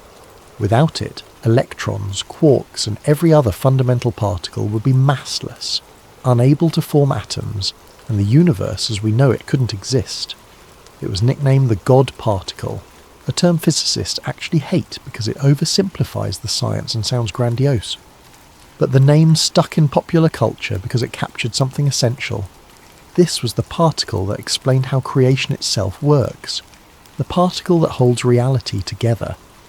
Finding it required sifting through trillions upon trillions of particle collisions, looking for a specific signature that would only appear for a fraction of a second before the Higgs boson decayed into other particles. 2 massive detector systems, ATLAS and CMS, worked independently to avoid confirmation bias. Both teams analysed their data separately, not sharing results until they were certain. On July 4th, 2012, CERN held a press conference. Director General Rolf Hoyer stood before a room packed with scientists and journalists. Fabiola Gianotti, who led one of the detector teams and would later become CERN Director General herself, presented the findings. "We observe in our data clear signs of a new particle," she announced, "at the level of 5 sigma. In statistical terms, 5 sigma means there's less than 1 in 3.5 million chance the signal is random noise. It was conclusive. They'd found it. The Higgs boson was real." Peter Higgs, then 83 years old, sat in the audience with tears streaming down his face. The particle that bore his name, predicted nearly 50 years earlier, had finally been discovered. The following year, he and François Englert shared the Nobel Prize in Physics. It should have been pure celebration, the crowning achievement of modern physics, and for scientists it was. But outside the academic world, something else was brewing. Online forums exploded with a different kind of reaction. Hundreds of threads appeared, all asking the same question. Did CERN just break the universe? Because something strange happened in the weeks following the announcement. People started noticing things, small things at first, memories that didn't match reality, logos that looked wrong, movie quotes that had changed, geography that seemed off. The Mandela effect was about to explode into public consciousness, and it was going to change everything. AC2, the strange signs and the shifting reality. The conspiracy theories started almost immediately, but they didn't solidify into a coherent narrative until strange incidents began accumulating. August 2016. A video goes viral showing several people wearing dark robes gathered at night in front of a statue on CERN's campus.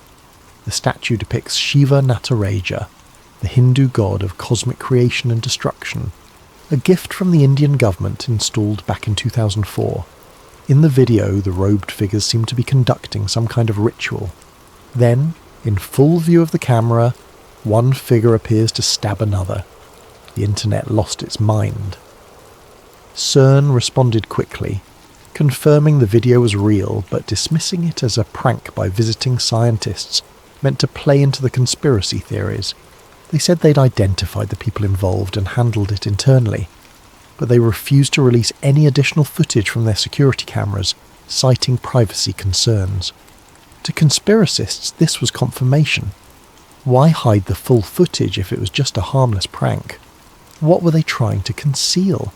And why would scientists, supposedly rational people dedicated to empirical truth, stage a mock human sacrifice in front of a statue representing cosmic destruction? Unless it wasn't entirely a mock ritual, unless there was something more happening that night. That same year, another pattern emerged. During several high-energy test runs, brief technical outages at the facility coincided with regional power fluctuations across parts of France and Switzerland. Nothing catastrophic, just momentary brownouts and voltage irregularities. CERN's official explanation was that the collider draws enormous amounts of power during operation, about the same as a medium-sized city, and this can stress the local grid. Fair enough. But then something happened that even skeptics found hard to dismiss as pure coincidence. In July 2016, LIGO, the Laser Interferometer Gravitational Wave Observatory in the United States, detected gravitational waves from a cosmic event billions of light years away. This was groundbreaking science, the kind of discovery that makes headlines worldwide. But what most people don't know is that the detection occurred within hours of CERN conducting specialized proton-led collision tests. Was there a connection? Mainstream physicists said absolutely not. The gravitational waves detected by LIGO came from distant black holes merging, events that happened long before Earth even existed. The timing was pure coincidence. But here's where it gets interesting. Some theoretical physicists, operating on the fringes of accepted science, have proposed that high-energy particle collisions might create ripples in space-time, microscopic gravitational waves that could theoretically resonate with larger cosmic events. The mathematics is speculative, far from proven, but it's not completely impossible. What if CERN's experiments didn't cause the gravitational wave detection, but rather amplified it? What if there's some kind of quantum entanglement between human experiments and cosmic phenomena? What if, by recreating the conditions of the Big Bang, we're somehow connecting ourselves to other moments in space-time when those conditions existed? It sounds like science fiction. But so did gravitational waves themselves until we detected them. The Mandela Effect Timeline. Around 2012, shortly after the Higgs boson discovery, internet forums began filling with reports of the Mandela Effect. Named after a widespread false memory that Nelson Mandela died in prison in the 1980s, when he actually lived until 2013, the phenomena describe situations where large groups of people remember historical events, brand names or cultural details differently than reality. But let's get specific about the timeline, because the correlation is disturbing. July 4th, 2012. CERN announces the Higgs boson discovery. July through September 2012. The first major wave of Mandela Effect reports appears on Reddit, 4chan, and conspiracy forums. People start documenting memories that don't match recorded history. The examples are oddly specific. The Berenstain Bears children's book series. Thousands of people, many of them former teachers and librarians who read these books professionally, insist the name was spelled Berenstain with an E. They remember it clearly. Some claim to have childhood books with the correct spelling, but every verifiable copy in existence shows Berenstain with an A. Publishers' records going back to the 1960s confirm it was always Berenstain. How do you explain thousands of people misremembering the same spelling in the same way? The Monopoly Man, rich Uncle Pennybags. Millions of people remember him wearing a monocle. If you ask someone to describe the Monopoly mascot, they'll almost certainly mention the monocle, but he never wore one. Not in any official game version, not in any advertisement, never. The image exists only in collective false memory, the Fruit of the Loom logo. Countless people remember the cornucopia, the Horn of Plenty, behind the fruit. Some remember learning what a cornucopia was specifically because of this logo. But Fruit of the Loom has never used a cornucopia in their branding. The company has confirmed this repeatedly. These are just the famous examples. The lists go on for hundreds of entries. Geography that seems wrong. Brands spelled differently than remembered. Movie quotes that changed. Historical events that happened differently than people recall. Famous people who died at different times or in different ways than collective memory suggests. And here's the thing that keeps conspiracy theorists up at night. The intensity of Mandela Effect reports corresponds almost perfectly with CERN's operational schedule. an independent researcher using the name Elias Carter did a statistical analysis that CERN refuses to address. Carter obtained the LHC's public run logs, which show when the collider operates and at what energy levels. He then scraped thousands of Mandela effect reports from various online platforms, extracting the dates when people first noticed discrepancies. His findings, major energy spikes at CERN, preceded waves of Mandela effect reports by an average of 30 to 60 days. The correlation was statistically significant, even accounting for publication bias and increased media attention. Carter's interpretation: reality shifts don't happen instantaneously. They propagate outward from the collision point, moving through space-time like ripples in a pond. People notice the changes gradually as the new timeline stabilizes and overwrites the old one. Those who notice fastest are those most sensitive to these shifts, or perhaps those whose consciousness exists slightly out of phase with consensus reality. Mainstream scientists dismissed Carter's work entirely, pointing out massive methodological flaws. The sample sizes were inconsistent, the date ranges were cherry-picked. He failed to control for social media algorithms that would naturally create clustering effects. And fundamentally, the entire premise violated established physics. But Carter had an answer for that last objection. He pointed to the measurement problem in quantum mechanics, the observer effect, the double-slit experiment showing that observation changes quantum outcomes.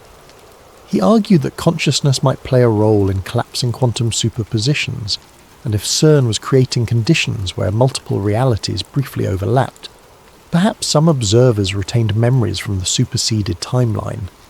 It's speculation built on speculation, but it's internally consistent speculation that explains a phenomenon mainstream science can't adequately address. Because the one thing everyone agrees on is that the Mandela effect is real as a psychological phenomenon. Millions of people do share these specific false memories. The disagreement is only about why. The D-wave connection.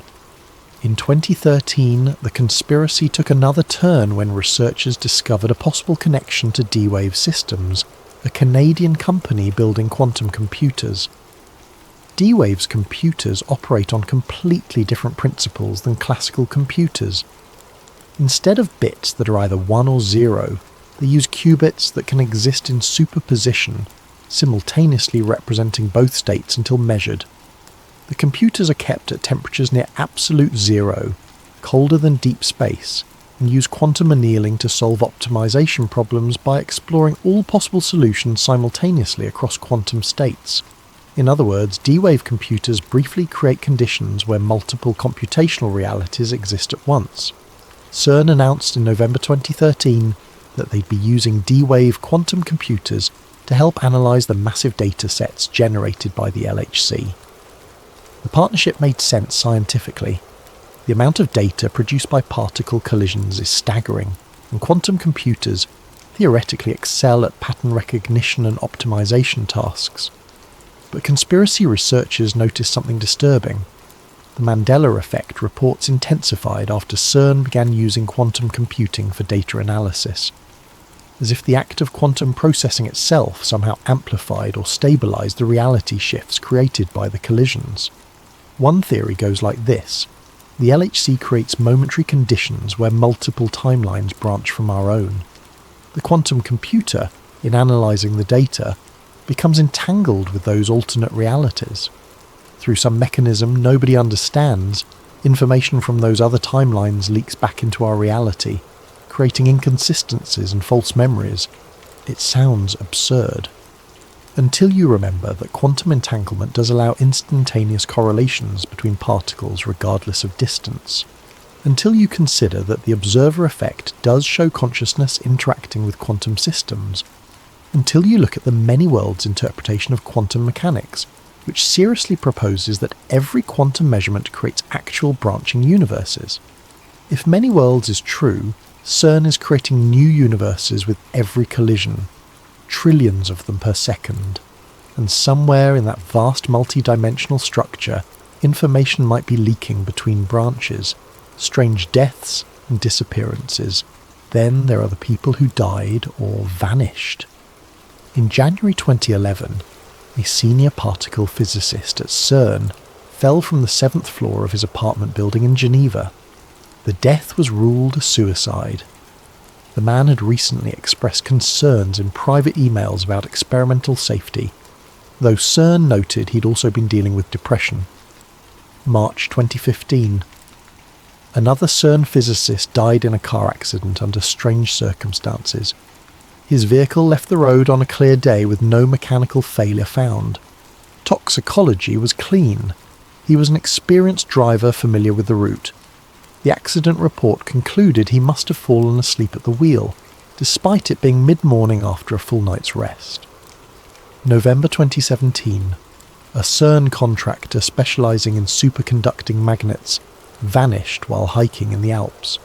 Search teams found his backpack and some equipment, but no body. The case remains open but cold. His family claims he was an expert mountaineer who wouldn't have taken unnecessary risks. August 2019. A data analyst who worked on LHC collision data died by apparent suicide. He left no note. Friends and family insist he showed no signs of depression or mental distress. Statistically, these incidents mean nothing. CERN employs thousands of people.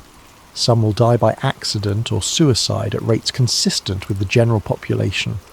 Trying to find patterns in tragic but random deaths is textbook apophenia, seeing meaningful connections in unrelated events. But conspiracy theorists point out that all 4 individuals had high-level access to experimental data. All 4 deaths occurred during periods of active LHC operation, and all 4 cases had elements that family members or colleagues described as inconsistent with the individual's character or behaviour. There are also the disappearances that aren't official. People who claim to have worked at CERN who suddenly vanish from social media, delete their online presence, and become impossible to contact. Are they real former employees trying to escape conspiracy theorist harassment? Are they fictional personas created to spread disinformation? Or are they people who saw something they weren't supposed to see and were silenced? The problem with conspiracy theories is that once you're looking for patterns, you find them everywhere, and sometimes you find them because they are actually there. Act 3. Project Alice and the Antimatter. Question of the multiple experiments running at the Large Hadron Collider. One has attracted particular attention from conspiracy theorists: ALICE. ALICE stands for a Large Ion Collider Experiment, and unlike the other detectors that primarily focus on proton collisions, ALICE specialises in smashing together heavy ions, particularly lead nuclei. The goal is to recreate conditions that existed microseconds after the Big Bang, producing a state of matter called quark-gluon plasma, where protons and neutrons melt into their constituent parts. It's legitimate science, staffed by more than 1,500 scientists from over 40 countries. The research helps us understand the early universe and the fundamental forces that shaped everything we see today. But there's something about that name, Alice. It immediately evokes Alice in Wonderland, falling down the rabbit hole into a reality that doesn't follow normal rules. And when conspiracy theorists learned what Alice actually does, creating conditions from the universe's first moments, the symbolism felt too perfect to ignore. Then came the leak. In 2018, an internal CERN document appeared on several conspiracy theory websites. The paper, dated several months earlier, made reference to unidentified spectral harmonics detected during heavy ion collision runs in the ALICE detector. The language was technical, filled with physics jargon about frequency analysis and signal processing. To trained scientists, this was unremarkable. Spectral harmonics just refers to frequency patterns in detector readings, and unidentified simply meant they hadn't yet determined whether the signal came from the collision itself or background noise from the electronics. It was routine calibration work, the kind of thing that happens constantly in any large experimental facility. But to conspiracy researchers, those 2 words, unidentified harmonics, meant something very different. They interpreted it as evidence of dimensional interference, signals bleeding through from parallel universes or alternate realities that the collisions had momentarily connected to our own. A whistleblower using the pseudonym Thomas Kellner claimed in an anonymous post to have worked in the Alice collaboration. His post, which appeared on a dark web forum in March 2019, described detecting resonance patterns that shouldn't exist during a specific test run in late 2018. According to Kellner, the patterns showed structure, regularity, as if they were being generated by something purposeful rather than random quantum noise. He claimed the data was immediately classified above his access level and that team members were told to stop discussing it. When he pushed for answers, he was reassigned to different work. His post ended with, "They found something in the plasma, something that's looking back." The post was impossible to verify. Kellner never provided proof of employment or concrete data. His identity was never confirmed. CERN has thousands of researchers and contractors, and tracking down one anonymous post from an alleged insider is essentially impossible. But the post gained traction because it touched on something deeper than just technical anomalies. It suggested intentionality. Not that CERN accidentally discovered something strange, but that something strange discovered CERN. The antimatter mystery. Here's something most people don't think about. CERN produces antimatter, not as a goal of the LHC specifically, but as part of the research conducted at the facility. The antimatter factory at CERN creates antiprotons and antihydrogen atoms for experiments studying the fundamental symmetries of physics. They trap these particles in electromagnetic fields, suspending them in perfect vacuum, just atoms, away from the container walls. When matter touches antimatter, both are instantly converted into energy. Not nuclear energy, where a tiny fraction of mass becomes energy. Total conversion. 100% efficiency according to E equals mc squared. A single gram of antimatter meeting a gram of matter would release approximately 43 kilotons of energy, roughly 3 times the Hiroshima bomb. CERN stores nanograms of antimatter. That's billionths of a gram. Barely enough to power a light bulb for a few minutes if it could be released safely. Not nearly enough to pose any catastrophic danger, or so they say. A leaked budget document from 2014, verified as authentic by multiple sources, though CERN won't confirm its contents publicly, showed funding allocated for expanded antimatter storage and handling capabilities. The amounts were significant, suggesting infrastructure well beyond what existing experiments required. What were they planning to do with larger quantities of antimatter? The official explanation, when pressed, was that future experiments might need more antiparticles for precision measurements. Perfectly reasonable. But theoretical physicists have long speculated about antimatter propulsion for spacecraft. The energy density is unmatched. A spaceship with an antimatter engine could theoretically reach a significant fraction of light speed, and if you wanted to power something truly enormous, something that drew more energy than the electrical grid could supply, antimatter would be one solution. What if the expansions and upgrades to the LHC aren't just about gathering more data? What if they're building towards something that requires power levels beyond anything currently available? Some conspiracy theories suggest CERN is constructing a portal device, a literal doorway to other dimensions or other times. Such a device would require staggering amounts of energy, possibly only achievable through antimatter. Others suggest they're trying to create a stable micro-black hole, something that could be contained and studied but would need enormous energy just to form and possibly antimatter to feed it. These theories are wildly speculative, bordering on science fiction, but they emerge from a simple observation. CERN keeps expanding its capabilities and increasing its energy usage for reasons that aren't always publicly explained in detail. They're preparing for something beyond current experiments. The question is, what? Act 4. Run 3 and the New Fears. After the Higgs boson discovery, CERN began planning major upgrades to the Large Hadron Collider. The goal was to increase the collision energy and, more importantly, the luminosity, essentially how many collisions occur per second. More collisions mean more data, and more data means better chances of discovering new physics beyond the standard model. In late 2018, the collider shut down for extensive upgrades. For 3 years, teams worked to enhance the magnets, improve the beam injection systems, and upgrade the detectors. It was scheduled to restart in 2022 with significantly increased capabilities. As the restart date approached, conspiracy communities went into overdrive. On April 22, 2022, the Large Hadron Collider roared back to life. Proton beams once again circulated through the 17-mile ring, building up energy as the magnets ramped to full power. The internet noticed immediately. Social media feeds filled with posts documenting strange occurrences around the world coinciding with the restart. April 23, 2022. Multiple reports of unusual cloud formations across Europe. Perfectly circular gaps in cloud cover, as if something had punched through from below. Meteorologists attributed this to natural atmospheric phenomena, but the timing and geographic distribution centered suspiciously on Geneva. April 25th. A widespread internet outage affected major platforms globally.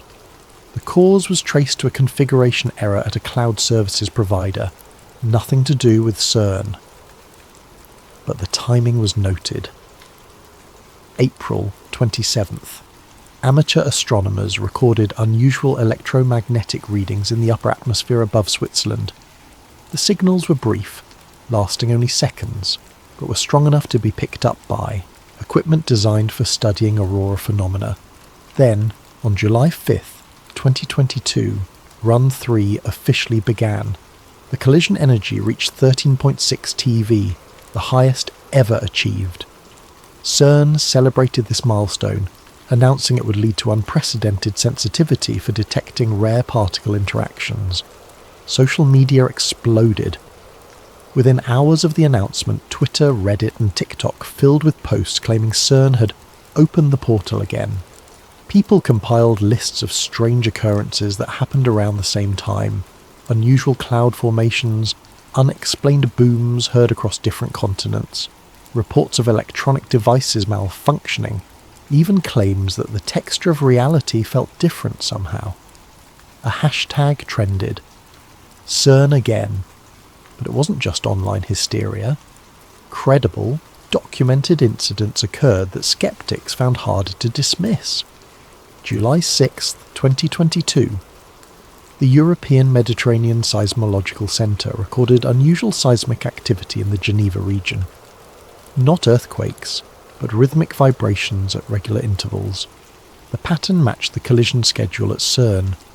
Geologists explained that large machinery can create detectable vibrations, but the signals were stronger than expected from an underground facility. July 8th. Multiple commercial airline pilots reported temporary instrument malfunctions while flying over or near Switzerland. Compass deviations, altitude indicator glitches, GPS errors. Each incident lasted only minutes, and all instruments returned to normal function. Aviation authorities investigated and found no systemic issues with the aircraft. July 10th. A power substation in France, about 50 kilometres from CERN, experienced an unexplained surge that tripped safety systems and caused temporary outages in surrounding areas. The utility company couldn't identify the source of the surge. Each incident individually was explainable. Collectively, they formed a pattern that was harder to ignore. CERN spokesperson, Paula Alves, responded to the surge of concern in multiple interviews. Her message was consistent and patient. No, we're not opening portals. We're recreating particle interactions that happen naturally in the atmosphere every second. The only difference is we're doing it in a controlled environment where we can study what happens. She emphasised the safety studies that had been conducted before every upgrade, the peer review process involving thousands of independent scientists, and the fundamental impossibility of the collider creating anything dangerous. The energies involved, while huge by human standards, were tiny compared to cosmic ray collisions that have been bombarding Earth for billions of years without causing any problems. To most people this was reassuring, but to the conspiracy-minded, Official denials just added fuel to the fire, the reality monitoring project. Independent researchers began monitoring electromagnetic data around the Geneva area using commercially available magnetometer equipment to detect fluctuations in Earth's magnetic field. Several groups claimed to have recorded anomalies that coincided with LHC operational schedules, though the data was never formally published or verified by independent institutions. One particularly detailed effort came from a group calling themselves the Reality Monitoring Project. They set up monitoring stations at various distances from CERN, ranging from 5 kilometres to over 200 kilometres away, and collected readings continuously over several months during Run 3 operations. Their equipment measured magnetic field strength, electromagnetic radiation across multiple frequencies, and even subtle air pressure variations. All data was time-stamped and logged automatically to avoid human bias. Their findings, posted freely online with all raw data available for anyone to analyse, showed what they described as irregular magnetic pulses that appear to correlate with high-energy collision windows. The pulses were small, barely above background noise, but they were present and they were rhythmic. More disturbing, the pulses seemed to propagate outward from Geneva. Stations closer to CERN detected them first, with outer stations picking up similar patterns minutes to hours later, as if the disturbance was spreading through the magnetic field at a measurable speed. The Reality Monitoring Project published their methodology and invited skeptical scientists to review their work. Several did, pointing out multiple problems. The equipment used wasn't properly calibrated against certified standards. There were no control readings from locations hundreds of kilometres away to establish whether similar patterns appeared globally. The statistical analysis conflated correlation with causation and cherry-picked time windows to make patterns appear stronger than they were. But here's what the skeptics couldn't explain. Independent groups in different countries, using different equipment and different analysis methods, were reporting similar findings. The readings didn't match exactly, but they all showed anomalies correlating with CERN's operational schedule. Either there was a coordinated hoax involving dozens of independent researchers who'd never met, or something was creating detectable electromagnetic effects beyond what CERN officially acknowledged. The third possibility, confirmation bias and methodological errors, were so widespread that multiple groups independently arrived at false conclusions. This is actually the most likely explanation scientifically, but it's also the least satisfying. Because if citizen scientists using consumer-grade equipment can detect anomalies, why can't CERN, with its vastly superior instruments and expertise?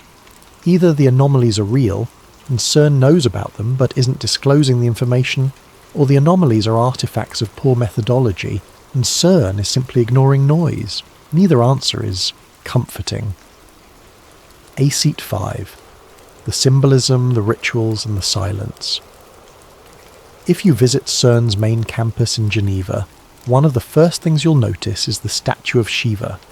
The statue depicts Shiva Nataraja, the lord of the cosmic dance. It stands about 2 meters tall, bronze and graceful, showing the god frozen mid-dance inside a ring of flames. One foot crushes a demon representing ignorance, the other lifts in eternal motion. Multiple arms spread outward, one hand holding a drum representing creation, another holding fire representing destruction. The statue was a gift from the government of India in 2004, installed to honour the long-standing collaboration between Indian scientists and CERN. The symbolism is actually quite appropriate. Shiva's cosmic dance represents the endless cycle of creation and destruction that governs the universe. CERN's work, smashing particles together and watching them emerge and decay, mirrors this dance at the quantum level. But to conspiracy theorists, the symbolism means something darker. Shiva destroys worlds. Shiva dances reality into and out of existence. Why would the world's most powerful particle physics laboratory choose this particular deity to stand watch over their work unless they knew, on some level, that they were playing with destructive cosmic forces? The statue's position is also notable. It stands outside Building 40, home to CERN's administrative offices, visible to everyone entering the main campus. It's a statement of purpose, a declaration of intent. We are dancing at the edge of creation and destruction, the logo and the numbers. Then there's the logo. CERN's official logo consists of 2 interlocking circles with a series of smaller circular elements. To most people it's abstract and modern, suggesting particles and orbits, but look at it a certain way, and you can see 3 number 6s arranged in a circular pattern. 666.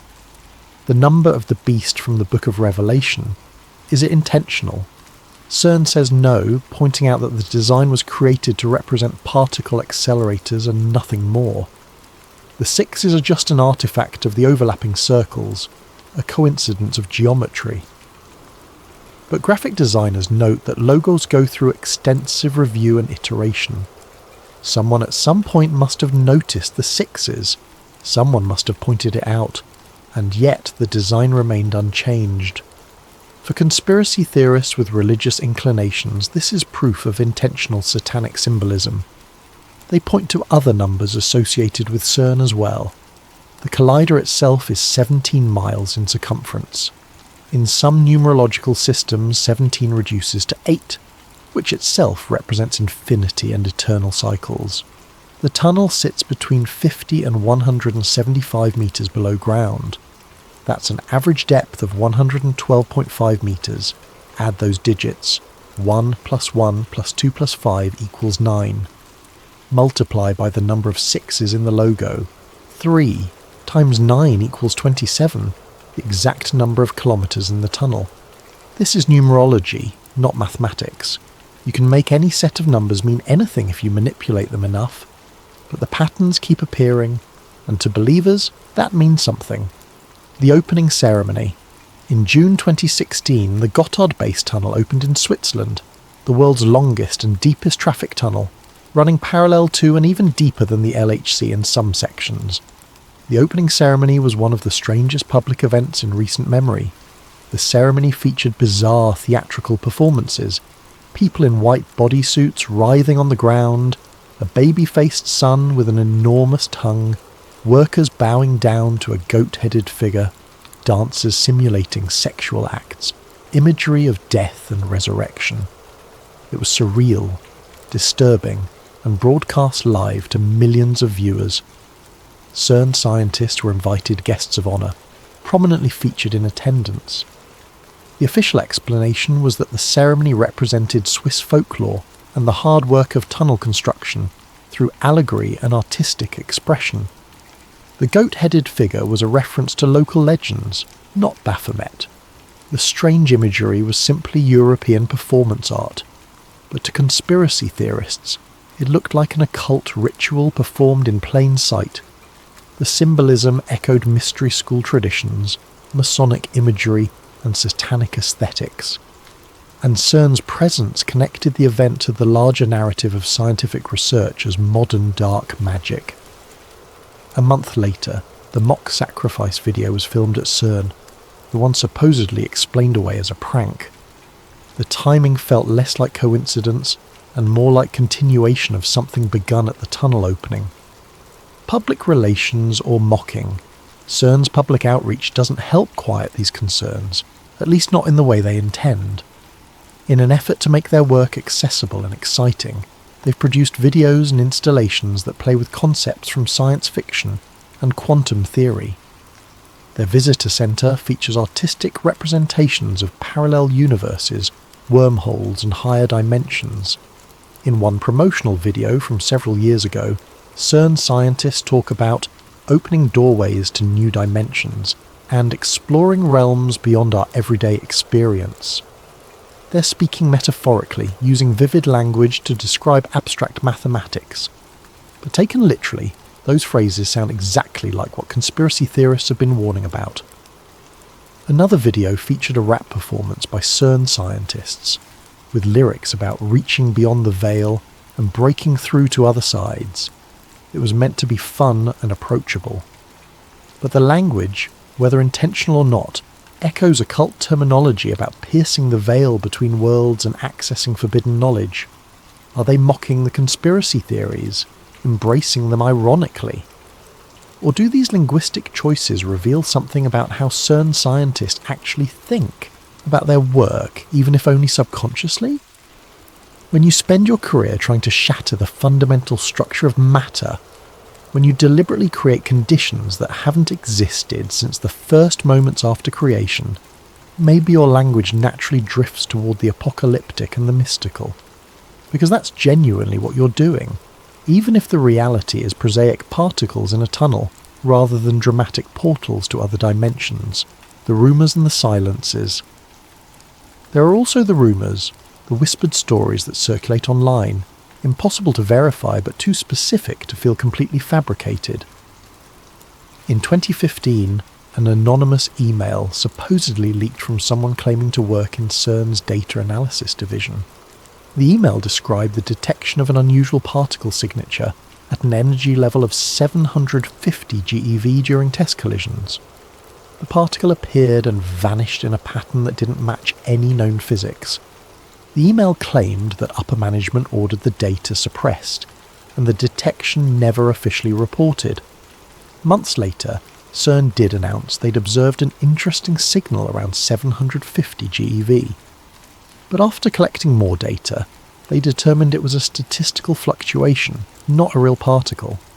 This kind of false positive is common in particle physics, exactly what you'd expect from the noisy environment of trillion collision experiments.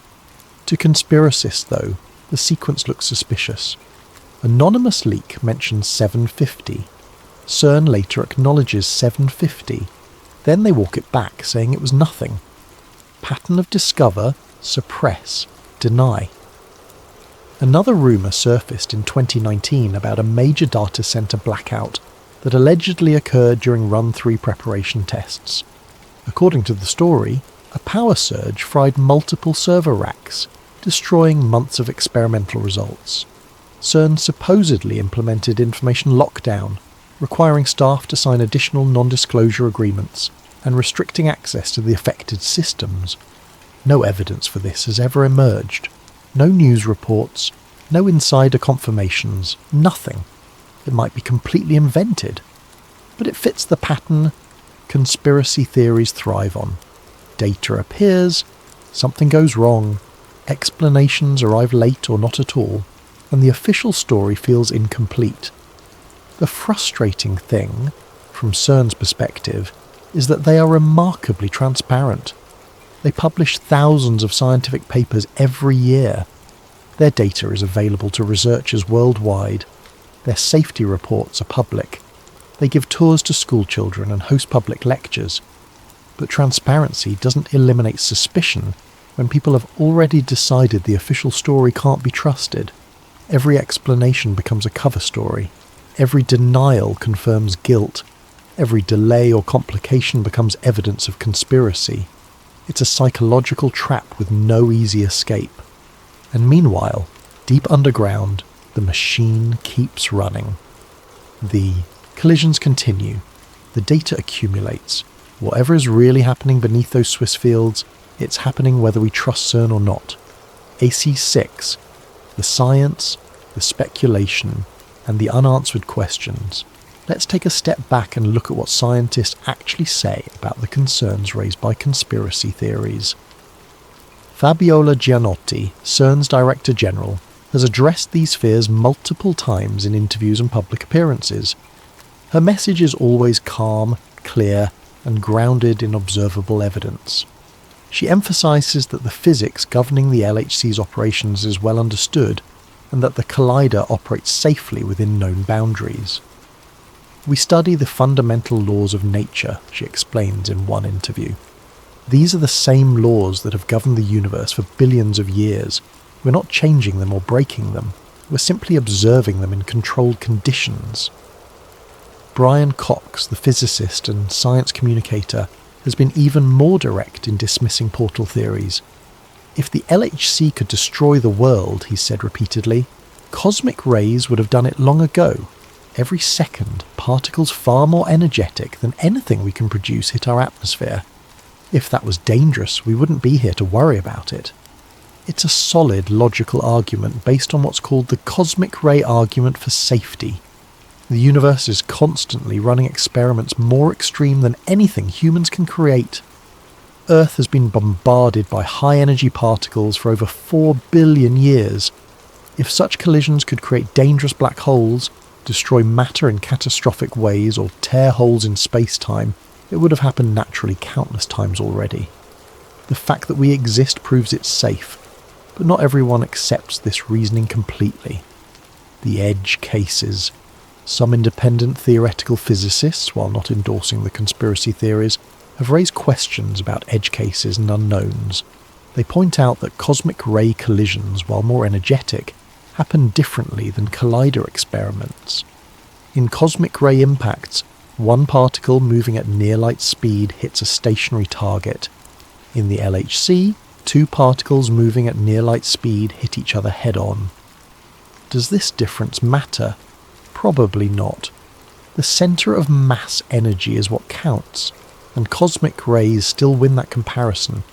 But could there be some exotic interaction that only manifests in carefully controlled collision geometries? The probability is extraordinarily low, but it's not mathematically zero. There's also the question of cumulative effects. Cosmic ray collisions happen randomly, scattered across the atmosphere. The LHC concentrates trillions of collisions in the same tiny region of space. Could there be threshold effects or resonance phenomena that only appear with sustained high-density interactions? Again, theoretical physicists say almost certainly not. But almost certainly isn't quite the same as certainly.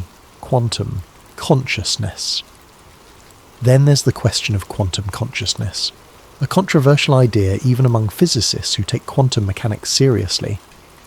Some interpretations of quantum theory, particularly the observer effect, suggest that consciousness plays a role in collapsing quantum superpositions into definite states. If that's true, even slightly, then what happens when thousands of conscious observers are deliberately smashing particles together trillions of times? Are we just observing the quantum realm, or are we participating in shaping it? Mainstream physicists overwhelmingly reject this kind of thinking as pseudoscience. Consciousness, they argue, is an emergent property of complex neural networks, not a fundamental force that influences particle behaviour. The observer effect in quantum mechanics doesn't require consciousness, just interaction with measurement devices. But the philosophical questions linger. When we observe something at the absolute limits of reality, how sure can we be that the observation itself doesn't alter what we're seeing? This is where science starts to blur into something that looks like mysticism, not because the science is wrong, but because it's pushing into territory where human intuition breaks down completely. We evolved to understand medium-sized objects moving at moderate speeds in 3 dimensions. We did not evolve to intuitively grasp quantum superposition, space-time curvature, or 11-dimensional string theory. At a certain point, even the scientists have to operate on faith. Faith that the mathematics is correct. Faith that the instruments are measuring what we think they're measuring. Faith that the theories we've constructed actually describe reality, rather than just predicting experimental outcomes. That faith is based on extraordinary evidence and rigorous testing, but it's still, at some level, faith. The mini black hole. Question 1 of the earliest fears about the LHC was that it might create mini black holes that would grow and consume the Earth. This fear was prominent enough that CERN commissioned specific safety studies before the collider's first operations. The studies concluded that even if micro black holes formed, they would evaporate instantly through Hawking radiation, a quantum effect where black holes lose mass by emitting particles. The smaller the black hole, the faster it evaporates. A black hole with the mass of a proton would vanish in less time than it takes light to cross an atomic nucleus. This is solid physics based on Stephen Hawking's theoretical work from the 1970s. The mathematics is sound. The predictions match observations of larger black holes. But here's the thing. Hawking radiation has never been directly observed. It's never been tested experimentally because we can't create black holes in laboratories or get close enough to natural black holes to measure them precisely. The theory is almost certainly correct, but it's still theory. What if Hawking was wrong? What if there's some condition under which micro-black holes don't evaporate, or evaporate slower than predicted? If a stable micro-black hole formed and began accumulating matter, it would sink to the Earth's core through gravity. There, it would slowly consume the planet from the inside, growing larger as it absorbed more matter, until eventually nothing remained but a black hole the size of a marble with Earth's entire mass compressed into it. The timescale would be geological. It might take millions or billions of years, but it would be inevitable. CERN safety studies say this is impossible. Cosmic rays far more energetic than the LHC regularly create collisions in the atmosphere and in astronomical bodies throughout the universe. If stable, dangerous black holes could form from such collisions, neutron stars and white dwarfs would be full of them. The fact that these objects exist and are stable proves the safety of similar collisions in the LHC. It's a compelling argument, but it rests on our understanding of physics being complete and correct at these extreme energy scales. And history shows that our understanding of physics is never complete. Newton's laws worked perfectly until someone tested them at high speeds and discovered relativity. Relativity worked perfectly until someone examined the quantum scale and discovered quantum mechanics. What if there's another layer we haven't discovered yet? What if there are corrections to our theories that only matter at the precise conditions the LHC creates? The probability is infinitesimally small, but it's not zero, and we're betting the entire planet on being right. Act 7. The Human Element and the Search for Truth. To understand how the CERN conspiracy has persisted and grown, let's follow someone who tried to bridge the gap between believers and skeptics. Laura Hayes is a journalist, fictional for our purposes, but representative of many real reporters who've investigated this story. She spent 18 months documenting the CERN conspiracy community, interviewing everyone from CERN employees to online theorists, convinced reality was being rewritten with each collision. Her journey started simply enough. She wanted to understand why intelligent people believed something that mainstream science dismissed so completely. Were they all gullible, mentally unstable, or was there something deeper, some legitimate concern being expressed through the metaphor of conspiracy? What she found surprised her. The CERN employees she interviewed were, almost universally, thoughtful and patient. They understood the public's fear. They got the particle physics as counterintuitive, and that the scale of the LHC is genuinely intimidating. Many had children of their own and took safety concerns seriously, not just as scientists, but as human beings who wanted to leave a livable world for the next generation. They invited her to visit the facility, showed her the control rooms and detector halls, explained the layers of redundancy built into every system. They answered her questions without condescension, even when those questions came directly from conspiracy forums and involved concepts they knew were impossible. One researcher, Elena Kovac, spent 3 hours walking Laura through the safety analysis process. She explained how they model every conceivable failure mode, how they test components beyond their design limits, how they incorporate lessons from decades of accelerator operations worldwide. "Do you ever worry?" Laura asked. "Even a little?" Elena paused before answering. "I worry about calibration errors in the data. I worry about missing something important because we weren't looking in the right energy range. I worry about funding being cut before we answer the questions we're trying to answer. But destroying the world? No. The physics doesn't allow it. Not in any scenario we can conceive of with our current understanding. But your current understanding could be wrong." "It could be," Elena admitted. "But if we're that fundamentally wrong about physics, the universe should have destroyed itself billions of years ago through natural processes. The fact that we're here, having this conversation, is evidence that reality is stable under these conditions." It was a good answer, but it didn't entirely address the fear. On the other side, Laura met the conspiracy theorists.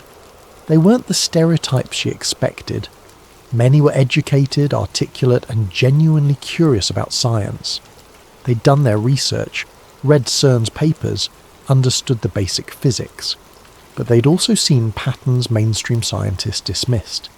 They'd experienced the Mandela effect personally, held vivid memories that contradicted documented reality. They'd noticed the timing of global events and technical anomalies that seemed too consistent to ignore. And they felt like they weren't being heard. Every time they raised concerns, scientists responded with variations of "you don't understand" or "trust us." Even when the scientists meant this kindly, it felt patronising. It felt like being told to sit down and stop asking questions.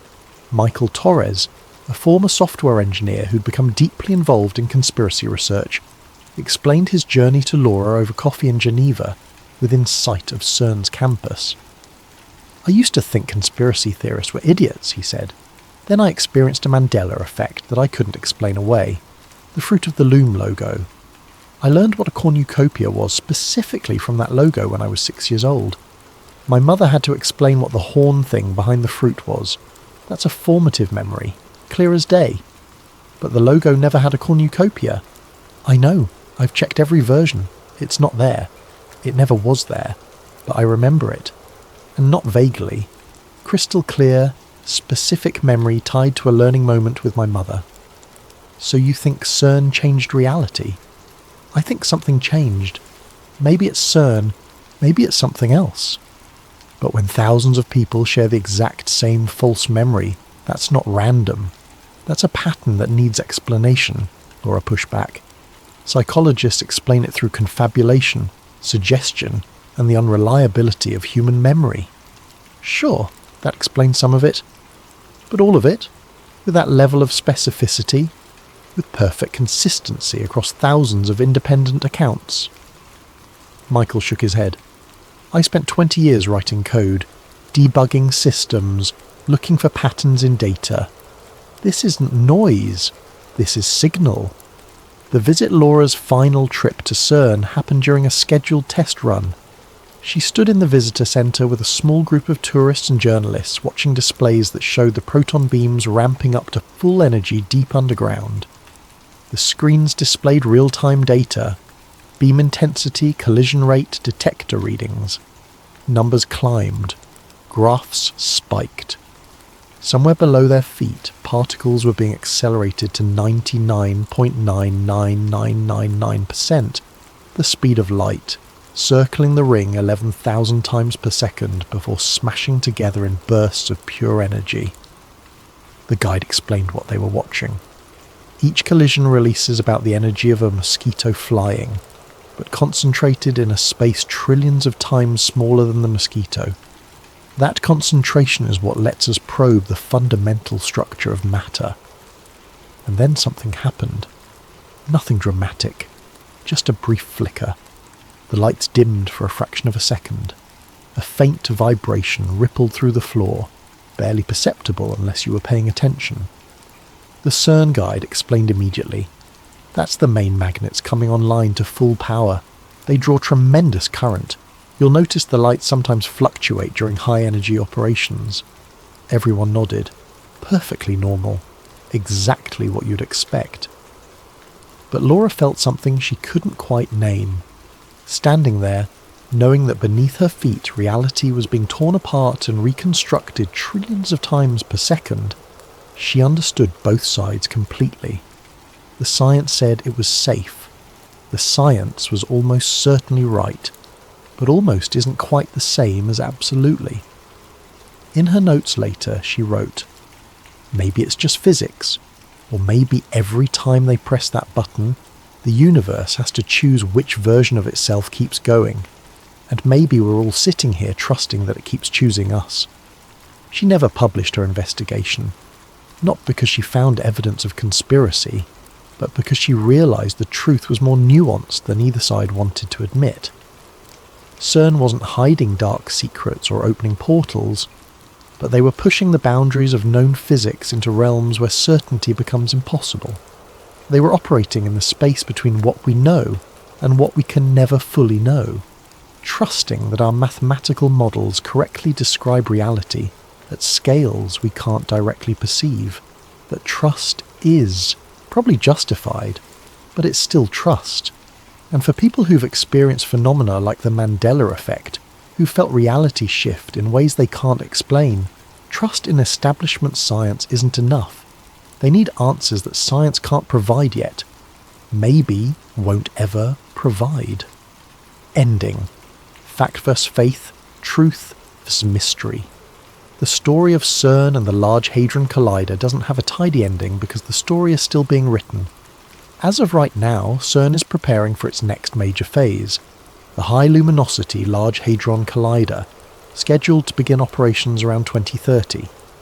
This upgrade will increase the collision rate by a factor of 10, producing vastly more data and creating opportunities to discover physics beyond anything we currently understand. The specifications are staggering. The HLLHC will produce between 5 and 7 times more integrated luminosity over its operational lifetime. That's hundreds of millions of additional Higgs bosons, billions of top quarks, countless opportunities to find cracks in the standard model. The conspiracy communities are already preparing. Social media chatter claims this next phase will be the one that finally goes too far, that reality won't survive the increased intensity, that whatever thin barrier separates us from other dimensions or timelines will finally rupture completely. Some groups have started predicting specific dates when they believe the dimensional collapse will occur. These predictions follow the pattern of apocalyptic prophecies throughout history, specific, confident and inevitably wrong when the date passes without incident. But each failed prediction doesn't dampen the fear, it just pushes the timeline forward. Next year, next upgrade, next energy level. Eventually they'll be right that something happens, not because CERN actually breaks reality, but because the law of large numbers guarantees that something notable will eventually coincide with a major operation, a natural disaster, a technical failure, a geopolitical event. And when it does, conspiracy theorists will point to it as vindication. CERN responds with the same calm assurance they always have. More safety studies, more transparency, more public outreach. They're confident because the physics says they should be confident. But confidence and certainty aren't quite the same thing. Meanwhile, children tour the facility on school trips, excited by the discovery and wonder of fundamental science. Young students dream of becoming physicists, of contributing to humanity's understanding of the cosmos. CERN represents the best of what we can achieve when we work together across borders towards shared knowledge. And in quiet corners of the internet, people continue to document Mandela effects, strange phenomena, unexplained glitches in reality.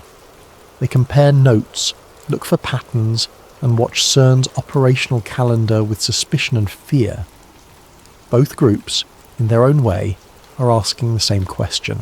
What are we really doing down there? For scientists, the answer is clear. We're unlocking the secrets of matter and energy, understanding how the universe works at its most fundamental level. We're doing what humans have always done, pushing boundaries, asking questions, refusing to accept ignorance when knowledge is possible. For others, the answer is darker. We're rewriting the code of existence itself, tampering with forces that govern creation and destruction, perhaps changing reality in ways we don't even recognize because our memories change along with it. Between the magnets and the myths stands a truth that both sides might accept. We built a machine powerful enough to test creation itself. The Large Hadron Collider operates at energies that haven't existed since the first microseconds after the Big Bang. It recreates conditions that gave birth to all matter, all energy, all structure in the universe. It lets us peer into the quantum realm where reality becomes probability, and the act of observation changes what we're observing.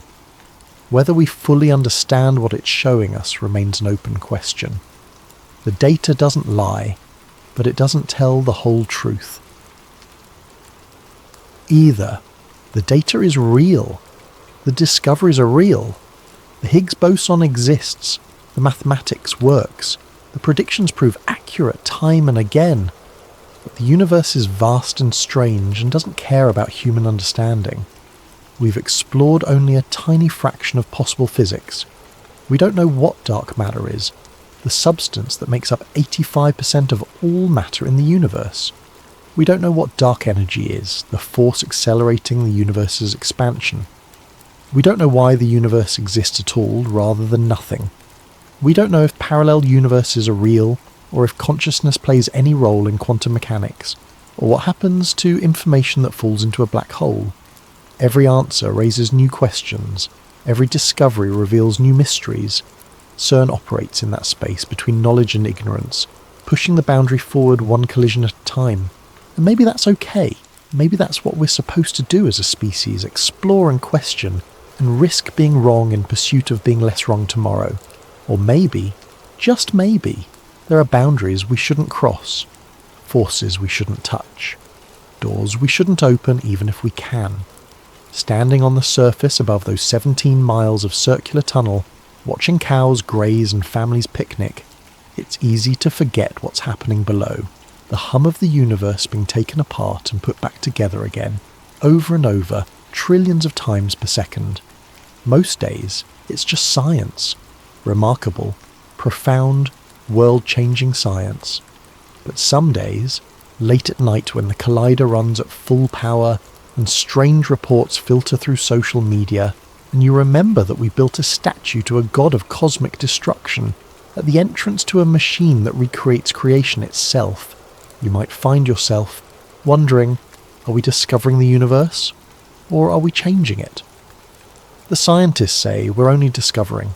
The conspiracy theorists say we're changing everything. The truth is probably somewhere in the middle, in that uncomfortable space where certainty gives way to possibility. The mystery endures. All the CERN data referenced in this investigation is drawn from public reports published between 2008 and 2024. Independent review committees have examined the safety of the Large Hadron Collider extensively. No credible evidence supports claims of dimensional alteration, timeline manipulation, or reality modification. The Mandela effect is a real psychological phenomenon documented by cognitive researchers, but mainstream science attributes it to the well-understood unreliability of human memory, rather than timeline shifts. The strange incidents and anomalies reported around CERN operations have mundane explanations. Power fluctuations are normal for high-energy facilities. Electromagnetic readings can be affected by countless sources. Pattern recognition in human brains naturally finds correlations even in random data. But the mystery endures because at the end of the day we're still just barely evolved primates playing with forces that shape the cosmos. We're clever enough to build the machine, smart enough to make predictions about what will happen, but maybe not quite wise enough to know whether we should.